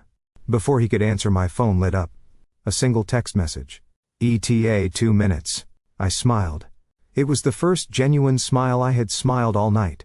Read the contract, Francesca Connor snapped, sensing the shift in the atmosphere. Stop stalling. I am not stalling, Connor, I said. I am waiting for the cavalry. What cavalry? Tiana asked, stepping out of the kitchen, her voice high and frightened. You will see, I said. I picked up the quitclaim deed and ripped it in half. Connor jumped to his feet. You stupid bitch, he shouted. You just ended your career. Henderson filed the papers. Henderson reached for his phone. But he never got to dial. Because at that exact moment, the elevator door slid open with a soft chime. We all turned. Standing in the elevator car was not a delivery guy. It was not a neighbor. It was my husband. And he didn't look like the Malik they knew. He didn't look like the quiet guy in the hoodie. He was wearing a charcoal Tom Ford suit that cost more than Connor's car. His eyes were cold, his jaw was set, and behind him stood two men who made Henderson's team look like Boy Scouts. Malik stepped into the room. The energy shifted instantly. The air practically crackled. Connor stammered, taking a step back. How did you get up here? The doorman owns the building, Malik said, his voice calm and deep. Or rather, my holding company does. We closed the deal this morning. He walked past Connor as if he didn't exist and came to stand beside me. He placed a hand on my shoulder. A heavy, comforting weight. Are you okay, Jazz? He asked, not looking at the lawyers yet. I am now, I said. Malik turned his gaze to Henderson. The older lawyer swallowed hard, dropping his eyes to the floor. Henderson, Malik said, I believe you are holding a file that belongs to the trash can. Who are you? Henderson squeaked, clutching the file to his chest. Malik smiled, but it did not reach his eyes. I am the guy who is about to make you very famous at the Bar Association, he said. Unless you start walking toward that elevator right now. The room was silent. The standoff had begun. And for the first time all night I wasn't the one sweating. I looked down at the screen of my phone where the blue bubble had just appeared, confirming that my message had been delivered. 3 simple words. Showtime. Come up. It was not a distress signal. It was an activation code. For years Malik and I had kept our professional lives separate from my family, not because we were ashamed, but because we knew exactly what would happen if people like Tiana and Connor knew the truth. They would not see hard work or late nights or the crushing pressure of corporate law. They would just see a bank vault with a human face. We had protected our peace by wearing hoodies and driving a modest sedan to family barbecues. We had played the role of the boring middle-class couple perfectly. But sitting in that rented penthouse surrounded by men who looked at me like I was prey, I realized that the time for disguises was over. I placed the phone face down on the cold glass table and looked up at Connor. He was still standing over me, smugness radiating off him like heat. He saw the phone in my hand and let out a short, sharp laugh. Who are you texting, Francesca? He asked, shaking his head with mock pity. Please tell me you are not calling that husband of yours. What is he going to do? Come over here and fix the Wi-Fi. Or maybe he can unclog the toilet while he is at it, since that is about the only thing he is qualified for. Tiana giggled nervously from the kitchen doorway. She was holding a glass of water, her knuckles white against the glass. He is just going to embarrass you, Jazz, she said, her voice trembling. Connor is a businessman. Malik is Malik. Do not bring him into this. He does not understand this world. I looked at my sister. She truly believed it. She believed that the man in the polyester suit standing next to her was a king, and the man I went home to every night was a peasant. It was almost tragic. He understands more than you think? I said, my voice steady and calm. Connor sneered. I am sure he does. Maybe I will give him a tip if he gets here fast enough. I have a leaky faucet in the guest bathroom. The 3 lawyers chuckled. It was a nasty sound.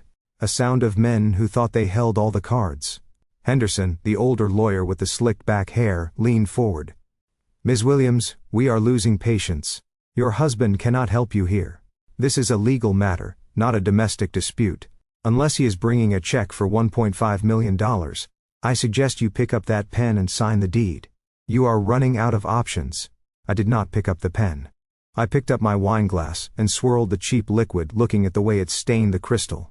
I am not running out of options, Mr. Henderson, I said softly. I am just waiting for the upgrade. Connor opened his mouth to make another insult, but the words died in his throat. A soft, melodious chime echoed through the penthouse. It was the sound of the private elevator arriving. The light above the brushed steel doors turned from red to green. Everyone froze. In a building like this you could not just come up. You needed a keycard. You needed biometric clearance.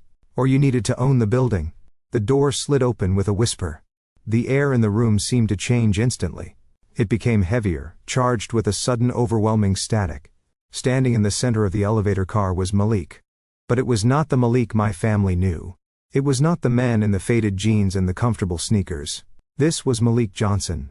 He was wearing a charcoal gray three-piece suit that fit him with the kind of geometric precision that only Italian tailors can achieve. It was a Tom Ford custom cut that screamed power not through flashiness but through perfection. The fabric absorbed the light, making him look like a shadow that had taken human form. His shirt was crisp white against his dark skin, and his silk tie was a deep blood red. On his wrist, instead of his usual Apple Watch, sat a Patek Philippe Nautilus that cost more than this entire apartment rental. But it was not the clothes that made Connor take a step back. It was the eyes. Malik stepped out of the elevator. He did not rush. He moved with the predatory grace of a man who owns the ground he walks on. His face was a mask of cold, controlled fury. Behind him, 2 other men stepped out. They were younger, sharper, and carried matching crocodile skin briefcases. They flanked Malik like wolves flanking the pack leader. They did not look like lawyers. They looked like executioners in bespoke suits. Connor blinked his mouth, opening and closing like a fish out of water.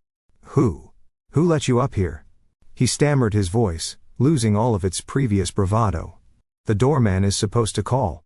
This is private property. Malik did not even look at him. He walked past Connor as if he were a piece of furniture, a minor inconvenience in the layout of the room. He walked straight to where I was sitting. He stopped beside my chair and placed a hand on my shoulder. His grip was warm and solid. It was the only thing anchoring me to the earth. Are you hurt? He asked, his voice low and rumbling. I shook my head. No, just annoyed. Malik nodded. He turned, slowly pivoting on his heel to face the room. His gaze swept over Tiana, who shrank back against the refrigerator. It swept over the fake art on the walls. It swept over the cheap rug. And finally it landed on the 3 lawyers sitting at the dining table. The effect was instantaneous. Mr. Henderson, the man who had been barking threats at me just 30 seconds ago, went pale. His skin turned the color of old ash. He stood up so fast his chair tipped over backward and crashed onto the floor. Sweat broke out on his forehead, visible even under the dim mood lighting. His hands, which had been resting confidently on the files, began to shake uncontrollably. Mr. Johnson, Henderson stuttered. His voice was a squeak, a pathetic sound that barely registered. Malik tilted his head slightly, studying the man with clinical disinterest. Henderson, he said. The name rolled off his tongue like a judgment. I did not know you were taking freelance work. I thought the partners at Davis and Steinberg kept you on a shorter leash, especially after that malpractice settlement last year. Henderson looked like he was about to faint. He fumbled with his tie, loosening it, as if he were suddenly suffocating. First, I am just consulting, sir, he stammered. Just offering some advice to a family friend. I did not know. I had no idea Mrs. Williams that she was with you. Connor looked from Henderson to Malik, his confusion turning into panic. Henderson, what are you doing? Connor demanded, trying to regain control. Why are you standing up? Sit down. This is just her husband. He is a nobody. Henderson looked at Connor with pure horror. Shut up, you idiot, Henderson hissed. That is Malik Johnson. He is a senior partner at Sterling and Cooper. He is the head of the Mergers and Acquisitions division. The room went dead silent. Sterling and Cooper. The name hung in the air like a thunderclap. It was one of the top 3 law firms in New York City, a firm that did not deal with divorces or traffic tickets. They dealt with governments. They dealt with Fortune 500 conglomerates. They were the legal equivalent of a nuclear superpower. Connor's face crumbled. The arrogance drained out of him, leaving behind a terrified boy in a rented sweater. Sterling, he whispered. But that is my last name. Malik finally looked at him. He looked at Connor with a mixture of amusement and disgust. Sterling is a common name, Malik said calmly. But there is a difference, Connor. You use the name to get tables at restaurants. I use the name to buy the restaurants. Malik gestured to one of his associates. The young man stepped forward and placed his briefcase on the table right on top of Henderson's messy pile of papers. He clicked the latches open. The sound was sharp and precise. He pulled out a single red folder. Malik took the folder and opened it. You threatened my wife, Malik said, his voice dropping to a whisper that was louder than any scream. You threatened her career. You threatened her reputation. You brought these bottom feeders into a home you do not own to extort a woman who has done nothing but support this ungrateful family. He pulled out a document and slid it across the table toward Henderson. That is a formal complaint to the State Bar Association, Malik said. It details your attempt to use a fraudulent legal threat to coerce a signature on a property deed. It also lists the 3 ethics violations you have committed in the last 20 minutes. My assistant is standing by to file it electronically. All I have to do is say the word. Henderson began to hyperventilate. Please, Mr. Johnson. Please. I did not know. I was misled. This man. He pointed a shaking finger at Connor. He told me it was a standard dispute. He told me the grandmother was mentally incompetent. I was just following instructions. You did not do your due diligence, Henderson Malik said, cold as ice. And in my world, that is a fatal error. Malik turned his eyes to the other 2 lawyers. And you too? He said. I recognize you from the courthouse cafeteria. Unless you want your names added to this filing, I suggest you pack up your briefcases and get out of my sight. You have exactly 10 seconds before I ruin your career so thoroughly you will not be able to get a job as a paralegal in a strip mall. The 2 younger lawyers did not hesitate. They grabbed their bags, shoving papers in haphazardly. They did not look at Connor. They did not look at Henderson. They scrambled for the elevator button, pressing it repeatedly in panic. But Henderson was frozen. He looked at the document in front of him, then at Malik. First, I can fix this, he whispered. I can withdraw the petition. We never filed it. It was just a draft. It was a weapon, Malik corrected him. You pointed a loaded gun at my wife. You do not get to put it back in the holster and say, just kidding. Malik leaned in close, his hands resting on the table. Get out, he said. Henderson grabbed his things.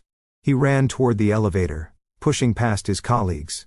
The doors opened, and the 3 of them piled in, terrified to look back. The doors slid shut, and the silence they left behind was deafening. Now, it was just us. Me, Malik, his 2 associates, and Connor, and Tiana. Connor was backing away slowly until his legs hit the sofa. He collapsed onto it looking small and broken. Tiana was weeping silently in the corner, her hands covering her mouth. Malik adjusted his cuffs. He looked at Connor. Now that the garbage has been taken out, he said, his voice returning to that calm, terrifying baritone. Let us talk about who you really are, Connor. Because while my wife was being polite and eating your terrible chicken, my team was running a forensic audit on your entire life. One of the associates handed Malik another file. And let me tell you, Malik said, flipping it open. It is a very interesting read. The air in the penthouse had shifted from the stale scent of cheap wine and desperation, to the ozone charge of an impending storm. Henderson stood there with his hand extended, a sweaty palm offering a truce that did not exist. He looked like a man who had just realized he was trying to sell flood insurance to Noah. He kept his hand out for a second too long, his smile faltering into a rictus of pure terror, as Malik simply looked at it. Malik did not frown. He did not sneer. He looked at Henderson's hand with the same clinical detachment one might use to examine a petri dish, containing a mildly interesting but ultimately repulsive bacteria. He did not break stride. He did not acknowledge the gesture. He simply walked past Henderson as if the man were a coat rack, leaving the lawyer standing there with his arm hanging in the empty air, a monument to his own irrelevance. Malik moved to the head of the table where Connor had been holding court just moments before. Connor scrambled out of the way, tripping over his own feet to vacate the space. My husband placed his briefcase on the glass surface. The sound of the heavy leather hitting the table was soft but authoritative. He did not sit down. He stood looming over the scattered documents, his shadow stretching long across the room. He reached out and picked up the quitclaim deed, the document that they had tried to force me to sign. The paper looked fragile in his large hands. He held it up to the light, adjusting his cuffs with a slow, deliberate movement that drew every eye in the room. Standard boilerplate language, Malik said, his voice a low rumble that vibrated in my chest. Grantor acknowledges receipt of $1. Grantor waives all future claims. He chuckled softly. A dry, humorless sound that was more terrifying than a shout. You know, Henderson, I have seen better legal drafting from first-year law students who are hung over on a Tuesday morning. This is not just predatory. It is lazy. Henderson swallowed hard, his Adam's apple bobbing in his throat. Mr. Johnson, if I could just explain. We were under the impression that this was a mutual agreement. A family matter. We were just facilitating the paperwork. Facilitating. Malik repeated the word, tasting it. Is that what they call extortion these days? Facilitating. He looked at the paper one last time. Then with a sudden violent motion, he ripped it down the middle. The sound of the tearing paper was shocking in the silent room. It sounded like a bone snapping. He put the two halves together and ripped them again. And again. And again. He did not stop until the document that was supposed to steal my inheritance was nothing more than confetti snowing down onto the glass table. That, Malik said, brushing a speck of paper dust from his impeccable suit jacket, is my legal opinion on your offer. He placed both hands on the table and leaned forward, getting into Henderson's personal space. The older lawyer recoiled, the smell of his fear practically radiating off him. Now let us talk about your future, Henderson, Malik said.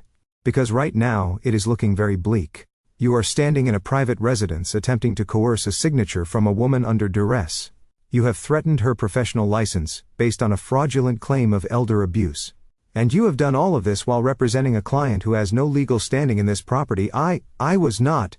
Henderson stammered, sweat beading on his upper lip. You or Malik cut him off, his voice sharpening like a blade. I know exactly what you were doing. You were banking on the fact that she was a woman alone. You were banking on her being scared. You were banking on her not knowing the law. But you made a fatal miscalculation. You forgot to check who she goes to bed with. Malik reached into his jacket pocket and pulled out his phone. He held it up, the screen dark. I have the number for the head of the State Bar Association on speed dial, Malik said. We play golf on Sundays. If I press this button and tell him that one of his members is currently engaged in a conspiracy to commit real estate fraud against the wife of a Sterling & Cooper partner, do you know what happens? Henderson shook his head, his eyes wide and watery. An emergency suspension of your license by morning, Malik answered. A full ethics investigation by noon. And by the end of the week you will be lucky if you are allowed to notarize a library card, let alone practice law in the state of New York. And that is just the professional consequence. Then comes the criminal referral for attempted grand larceny. Criminal, Henderson squeaked. Extortion is a felony, Henderson, Malik said. And I have 3 witnesses standing right here, including 2 associates who have already documented every word you said tonight. Malik turned his gaze to the 2 younger lawyers who were cowering near the elevator. They looked like deer caught in the headlights of a semi-truck. They were young, probably just a few years out of law school, hungry for a quick payday, and too inexperienced to know when to run. But they were learning fast. And you too, Malik said, his voice dropping to a conversational tone that was somehow even more menacing. I assume you are just the bagmen. The grunts carrying the water for this operation. You have a choice. You can stay here and go down with the ship. You can have your names attached to the ethics complaint I'm about to file. You can explain to your student loan lenders why you can no longer work in the legal profession. Or, he pointed a finger at the elevator doors. You can leave. Right now. And if you run fast enough, maybe I will forget your faces. The effect was instantaneous. The 2 associates did not look at Henderson. They did not look at Connor. They did not even look at each other. Survival instinct took over completely. One of them grabbed his briefcase so fast he knocked over a vase on the console table. It shattered, but he did not stop. Sorry. So sorry. Big mistake. We are leaving. We are gone.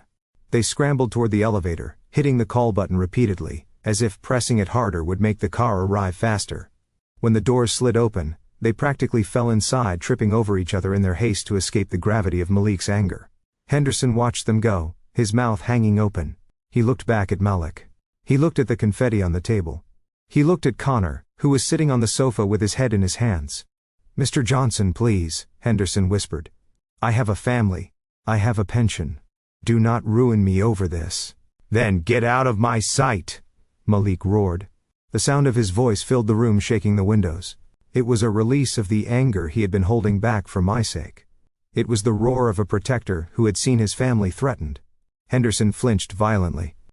He grabbed his briefcase, his hands shaking so badly he could barely close the latch. He did not say another word. He did not look at me. He turned and ran for the elevator, squeezing through the doors just as they were starting to close. And then, they were gone. The silence that followed was heavy and absolute. The energy in the room had shifted completely. The threat was gone. The legal leverage was gone. The three men who were supposed to be Connor's army had fled the battlefield, leaving him exposed and defenseless. Malik took a deep breath, adjusting his tie. He picked up the file folder Henderson had left behind and tossed it into the trash can near the kitchen. Then he walked over to me. He took my hand and squeezed it. His skin was warm. His pulse was steady. "Are you all right, Jazz?" he asked quietly. I nodded, exhaling a breath I didn't know I was holding. "I am fine. Better than fine." Malik turned slowly to face the sofa. Connor was sitting there looking small. He was still holding his wineglass, but his hand was resting on his knee, and the wine was sloshing dangerously close to the rim. He looked up at Malik, and for the first time I saw the true Connor Sterling. Not the arrogant investor, not the confident fiancé, but a con man who had just realized his con was over. He looked at the elevator doors where his lawyers had disappeared. Then he looked at Tiana, who was still frozen in the kitchen doorway. And finally he looked at Malik. "You cannot do that," Connor said, his voice cracking. "You cannot just threaten my legal team.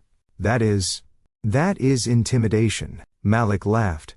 He walked over to the sofa and stood over Connor, looking down at him with pity. "That was not intimidation, Connor. That was professional courtesy. I gave them a chance to save themselves. Something you clearly did not do." "What is that supposed to mean?" Connor snapped, trying to regain a shred of dignity.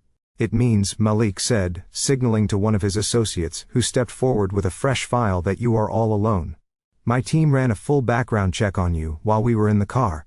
And Connor, it is embarrassing." Malik took the file and dropped it onto Connor's lap. "We know about the gambling debts," Malik said, ticking the points off on his fingers. "We know about the eviction notices from your last 3 apartments.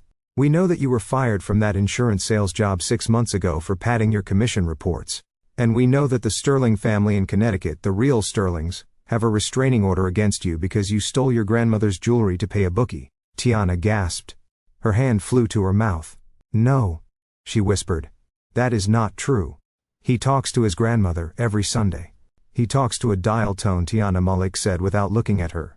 "Or maybe he talks to you pretending it is her. But the real Mrs. Sterling wants nothing to do with him." Connor stared at the file in his lap. He did not open it. He knew what was inside. He knew that the facade he had built so carefully, the house of cards he had constructed to trap my sister and steal my money, had just been blown down by the big bad wolf. And looking at Malik standing there, in his $5,000 suit, with the city lights framing him like a halo, I realized something.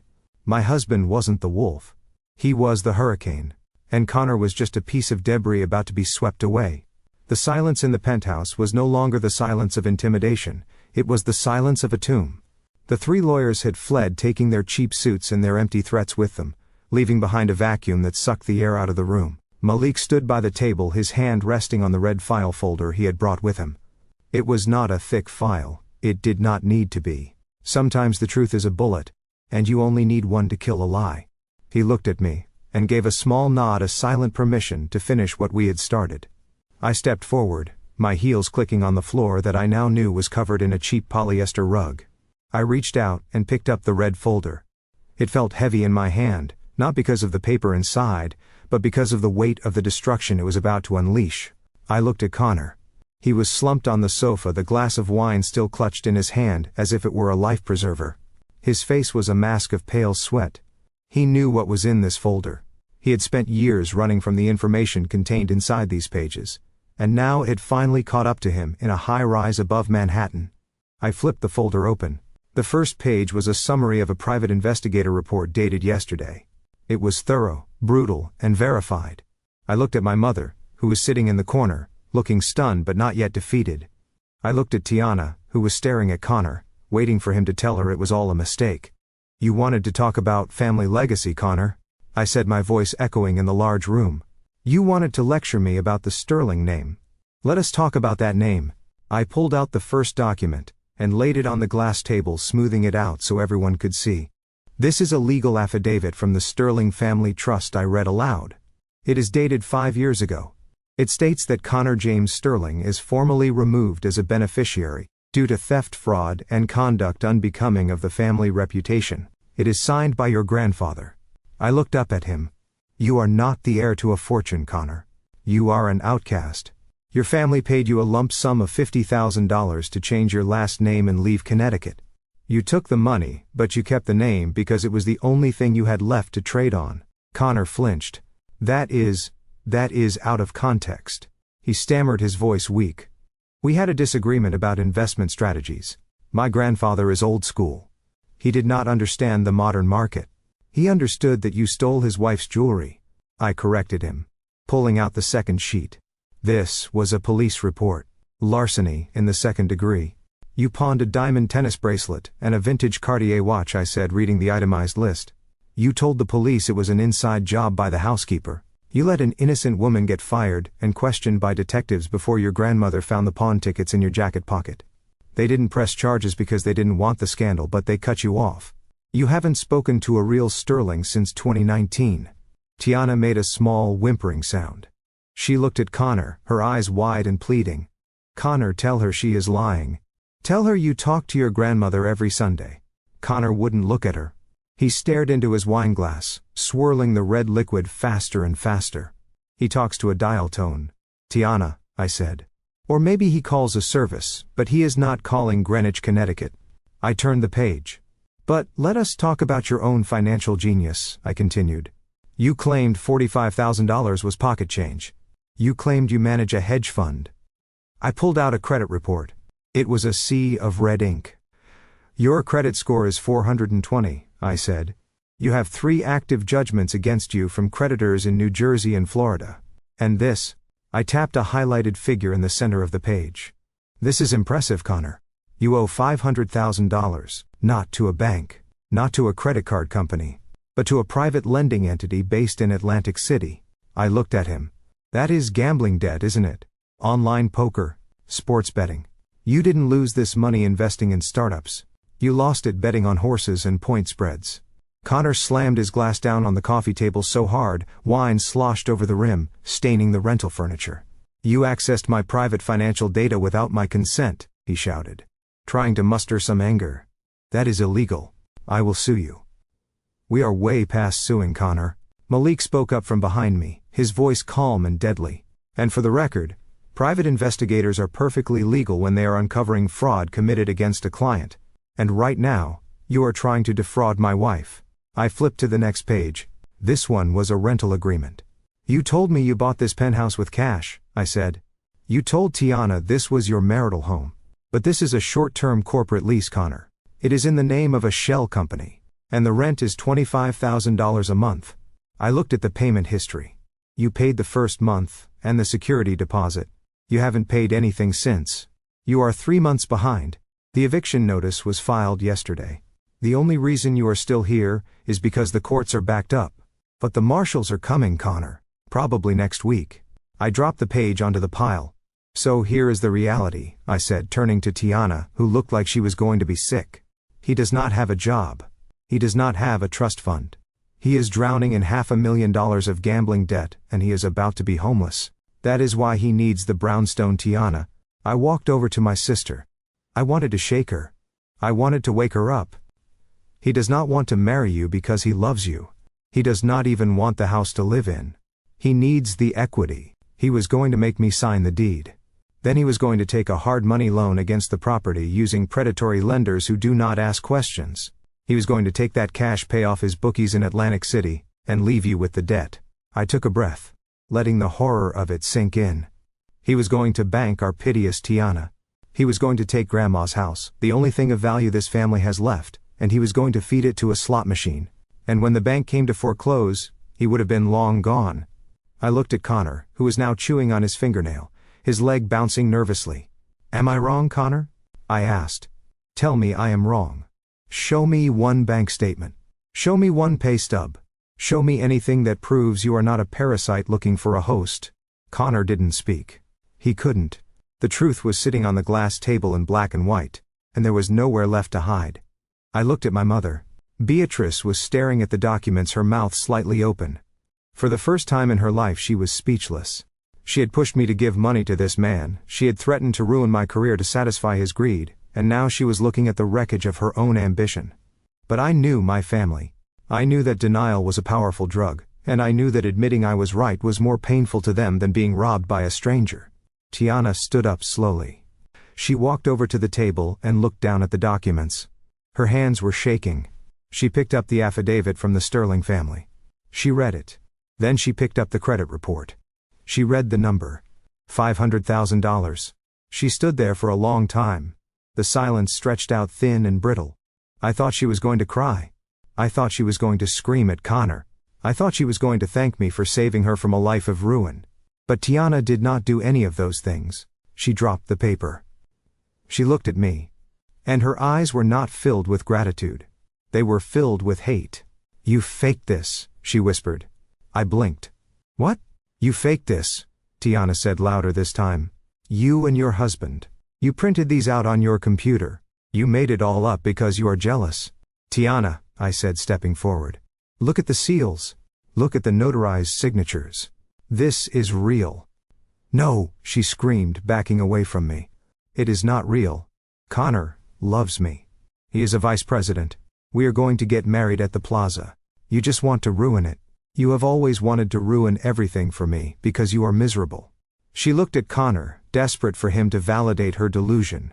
"Tell her, Connor," she begged. "Tell her she is lying. Tell her about the investment. Tell her about the house in the Hamptons." Connor saw his opening. He saw that Tiana was so desperate to believe the lie that she would reject the evidence of her own eyes. He sat up straighter. He fixed his tie. "She is lying, baby," Connor said, his voice gaining strength. "They hacked my accounts and altered the numbers. It is a setup. They are trying to frame me because they do not want us to be together. They are classist, Tiana. They think they are better than us." Tiana turned back to me, her face twisting into a snarl. "You are evil," she spat. "You come into our home. You insult my fiancé. You bring these fake papers. You are a monster, Francesca." I stared at her. I looked at a woman who was standing on the edge of a cliff. And when I offered her a hand, she chose to jump because she didn't like the way I looked at her. "Tiana, he is using you," I said, my voice breaking. "He is going to leave you with nothing. He treats me like a princess," she screamed. "He buys me things. He takes me to nice places. What do? You judge me. You hoard your money. You think you are the queen of the world just because you can do math." She lunged at me. It happened so fast, I barely had time to react. Her hand came up, palm open, aiming for my face. She wanted to hurt me. She wanted to slap the truth out of existence. But her hand never connected. Malik moved with a speed that defied his size. He caught Tiana's wrist inches from my cheek. He didn't squeeze. He didn't twist. He just held it there, an immovable wall of force. "Do not," Malik said. His voice was not loud, but it carried a weight that froze the room. "Do not ever raise your hand to my wife again." He released her wrist, pushing it gently but firmly away.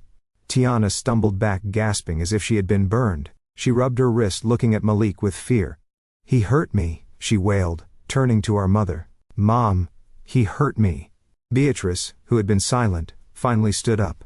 She walked over to Tiana and wrapped an arm around her, glaring at Malik and me. "You come into this house, you threaten us, and now you assault your sister." "Beatrice," said her voice, trembling with indignation. "I have never been so ashamed in my life." "You are ashamed?" I asked incredulously. "Mother, look at the table. Look at the proof. That man is a con artist. He was going to steal the brownstone. He was going to steal your inheritance too. So what if he has debts?" Beatrice shouted, shocking me into silence. "So what if he has made mistakes? He is a man, Francesca. Men take risks. Sometimes they lose. That is why they need support. That is why they need family." She gestured to Connor, who was now playing the victim perfectly, looking down at the floor with a tragic expression. "He is trying to build something," she continued. "He is trying to give Tiana a good life. Maybe he stretched the truth a little. Maybe he borrowed some money. Who hasn't? Your father borrowed money. I borrowed money. It is what people do to survive." "He owes $500,000 to loan sharks, mother," I said. "That is not borrowing. That is a death sentence. And you have millions," Beatrice shot back, pointing a finger at me. "You have millions sitting in the bank doing nothing. You could write a check today and clear his debt. You could give them the house and let them start over. But you won't. Because you are greedy. I stared at her. The room seemed to spin slightly. You want me to pay his gambling debt, I whispered. You want me to give my house to a man who just tried to blackmail me so he can gamble it away. It is family money, Beatrice said. It belongs to all of us. If you were a good Christian, if you were a good sister, you would help him. You would forgive him. You would use your blessing to help Tiana. But you are not a good sister. You are a cold, heartless woman. She hugged Tiana tighter. We do not need your proof, she said. We do not need your judgment. We are going to go forward with this wedding. We are going to find a way. Connor is a smart man. He will figure it out.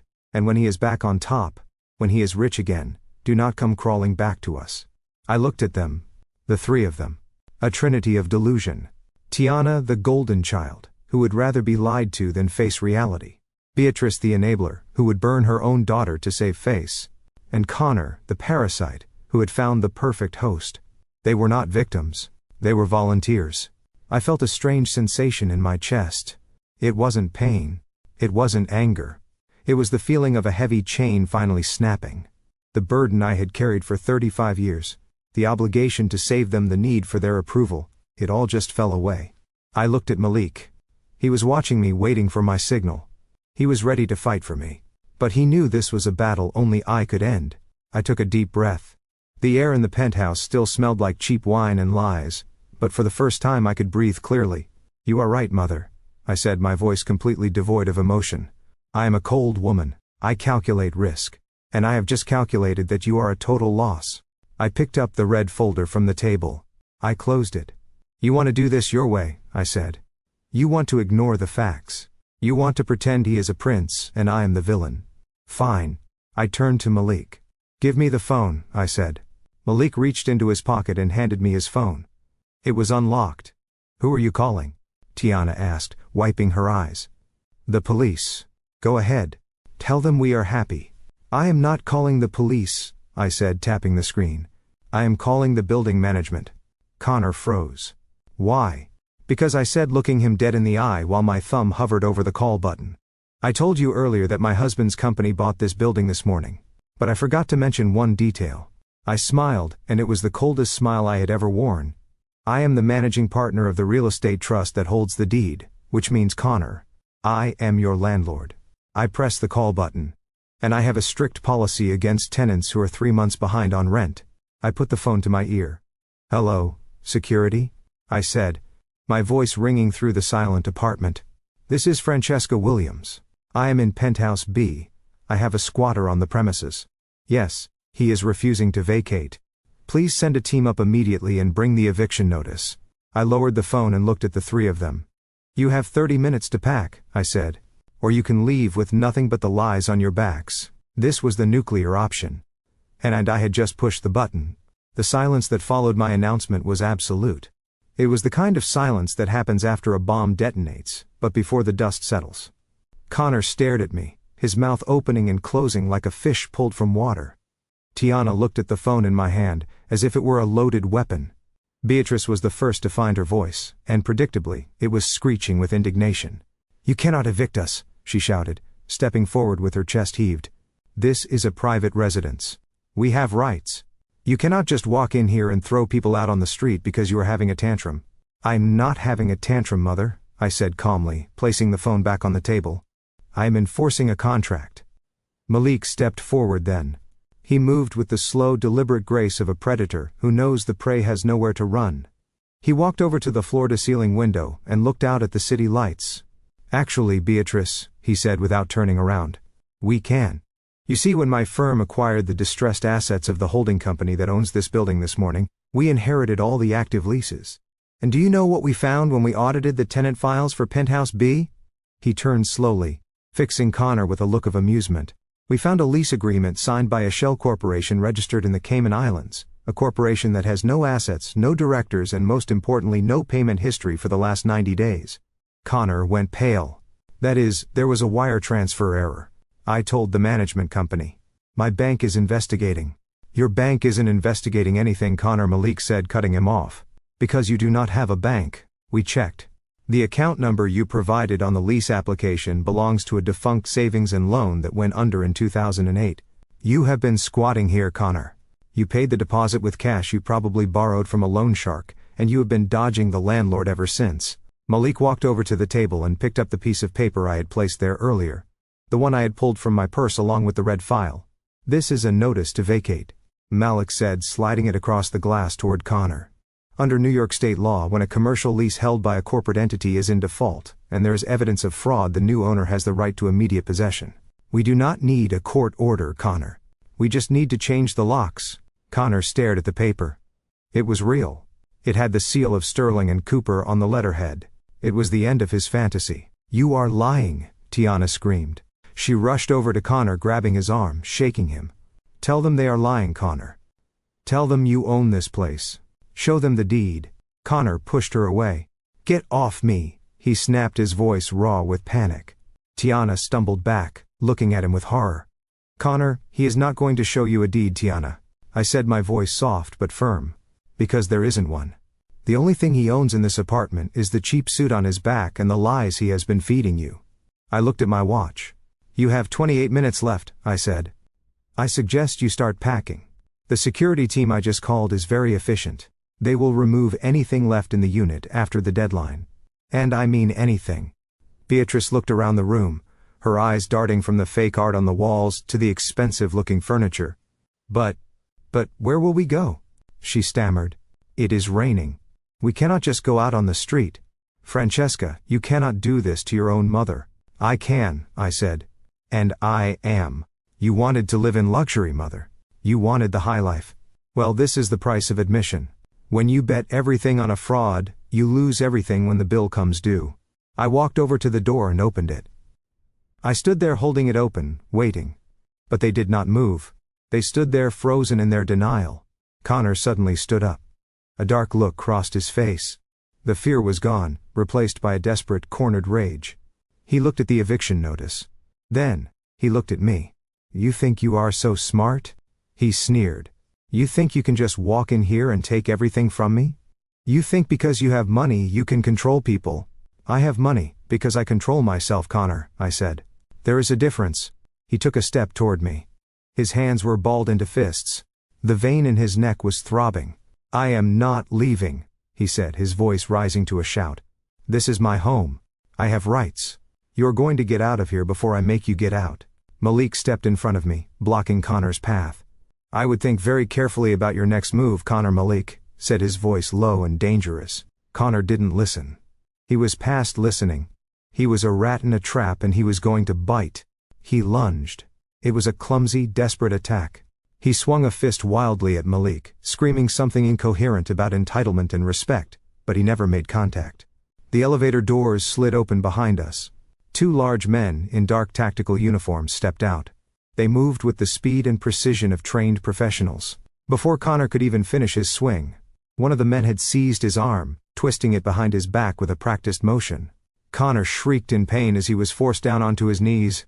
His face was pressed against the cheap polyester rug he had claimed was a Persian antique. Let me go, he screamed, kicking at the floor. This is assault. I will sue you. The second security officer stepped forward and placed a pair of zip ties on Connor's wrists. Mr. Johnson, the officer said, looking at Malik. We secured the perimeter. NYPD is in the lobby. They are on their way up. Malik nodded, adjusting his cuffs. Thank you, gentlemen. Please ensure the trash is taken out. Tiana screamed. It was a long, piercing sound that shattered the last remnants of the dinner party facade. She fell to her knees beside Connor, trying to pull the security guard's hands off him. Stop it, she sobbed. You are hurting him. Please stop. Francesca, make them stop. I looked down at my sister. She was on the floor in her designer knockoff dress, weeping for a man who had tried to bankrupt her. She looked pathetic. She looked broken. And for the first time in my life, I felt absolutely nothing. The police are coming, Tiana, I said. I suggest you get up. Unless you want to be arrested as an accessory to fraud. Tiana froze. Accessory. Yes, I said. You signed the lease application too, didn't you? As a guarantor. Tiana went pale. Connor told me it was just a formality, she whispered. He said he just needed a second signature for the insurance. He lied, I said. He used your credit history, what little you have. To secure this place, because his own credit is toxic. Which means when the police get here, they're going to have some questions for you too. Tiana scrambled backward, crawling away from Connor as if he were radioactive. I didn't know, she gasped, looking at me with wide, terrified eyes. I swear, Jazz, I didn't know. Connor twisted his head up from the floor, spitting on the rug. She knew, he shouted. She knew everything. She knew I was broke. She didn't care as long as she got her wedding. She is just as greedy as I am. You liar! Tiana shrieked. Enough, Malik said, his voice booming over the chaos. The elevator chimed again. This time it was not security. It was 2 uniformed NYPD officers, followed by a detective in a plain suit. Which one is Connor Sterling? The detective asked, looking around the room. The security guard hauled Connor to his feet. That is him, Malik said, pointing. And here is the file I promised you, detective. Identity theft, wire fraud, and grand larceny. The detective took the red folder. He opened it, glanced at the contents, and nodded. Connor Sterling, you are under arrest, he said, reciting the words we had all heard 1,000 times on television. You have the right to remain silent. As they dragged Connor toward the elevator, he didn't look at Tiana. He didn't look at my mother. He looked at me. His eyes were filled with a pure, unadulterated hatred. This isn't over, Francesca, he yelled as the doors closed. I will get you for this. The door slid shut, cutting off his threats. The room was suddenly very quiet. Just the sound of Tiana weeping on the floor, and my mother standing by the window looking old and defeated. But I wasn't done. There was one last loose end to tie up, one last lie to dismantle. I pulled out my phone again. I dialed a number I had saved in my contacts years ago. Who are you calling now? Beatrice asked, her voice a whisper. He is gone, Francesca. You won. What more do you want? I want the truth, Mother, I said. The whole truth. I pressed the speaker button. The phone rang once, twice. Then a professional voice answered. The Plaza Hotel Events Department. This is Sarah speaking. How may I assist you? Hello, Sarah? I said, my voice clear and steady. This is Francesca Williams. I am a Platinum American Express cardholder. The last 4 digits are 4,298. Yes, Ms. Williams, Sarah said, her tone brightening instantly. How can I help you this evening? I am calling regarding a wedding booking for a Miss Tiana Williams scheduled for June 12th, I said, looking directly at Tiana, who lifted her tear-streaked face from the floor. One moment, please, Sarah said. I heard the clicking of a keyboard. Ah, yes. The Winter Wonderland package. We have the deposit on file charged to your card ending in 4,298. Yes, I said. I am calling to report that charge as unauthorized. My card information was stolen. There was a pause on the line. I see, Sarah said, her voice becoming serious. I am so sorry to hear that, Ms. Williams. We take security very seriously. I would like to cancel the booking immediately, I continued. And I would like to formally request that the deposit be refunded to my account pending the fraud investigation. Of course, Sarah said. I am processing the cancellation now. The date has been released. And we will issue a full refund to your card. Is there anything else? Yes, I said. Please make a note in the file. Any future attempts to book under the name Tiana Williams or Connor Sterling using my financial information should be flagged for law enforcement. Understood, Ms. Williams. It is done. Have a good evening. The line clicked dead. I lowered the phone. It is done, I said. There is no wedding. There is no venue. There is no deposit. Tiana let out a sound that wasn't quite a scream and wasn't quite a sob. It was the sound of a dream dying. She curled into a ball on the rug, burying her face in her hands. My wedding, she moaned. My beautiful wedding. You never had a wedding, Tiana, I said ruthlessly. You had a delusion. You were marrying a criminal in a venue you couldn't afford, paid for with money you stole from your sister. Beatrice walked over to me. She looked at me with eyes that were cold and hard. Are you happy now? She asked.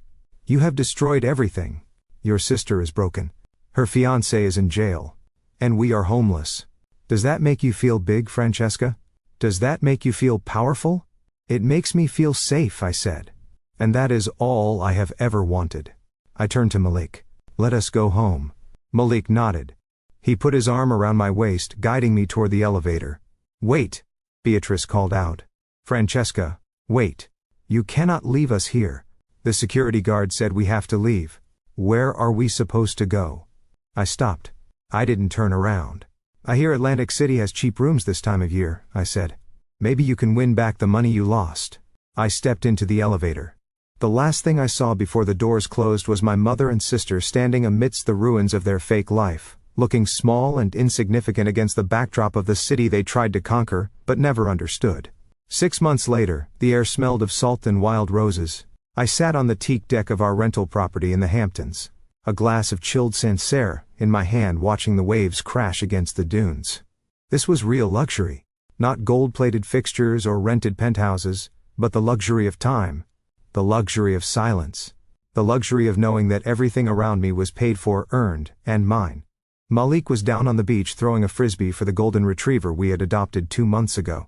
I watched him run, his laughter carrying on the breeze. He looked younger, freer. The stress of the merger was behind him, and the shadow of my family was finally gone. My phone buzzed on the table next to me. I picked it up. It was a message from a number I didn't recognize. But I knew immediately who it was. Francesca, please. It is Mom. I am at the clinic. My blood pressure is so high. Tiana is working at a Target, but it is not enough. We are staying in a motel in Queens. Please. I just need money for my medication. Do not let your mother die. I read the message. I analyzed the data. I knew for a fact that Beatrice had Medicaid. Her prescriptions were covered. I knew that Tiana was indeed working at Target, because a friend had seen her there, scanning items with a look of utter misery. And I knew that the money she was asking for wasn't for medicine. It was for the debt collectors who were still hounding them for Connor's unpaid loans. Connor was currently serving a 3-year sentence in upstate New York. He had taken a plea deal to avoid a longer trial. He wrote Tiana letters, promising he would make it up to her, promising he had a new plan. And she believed him. She visited him every weekend, spending her paycheck on his commissary fund. They were caught in a loop, a cycle of toxicity that would never end unless someone broke it. I had broken it. I opened my banking app. I typed in the number for the burner phone my mother was using.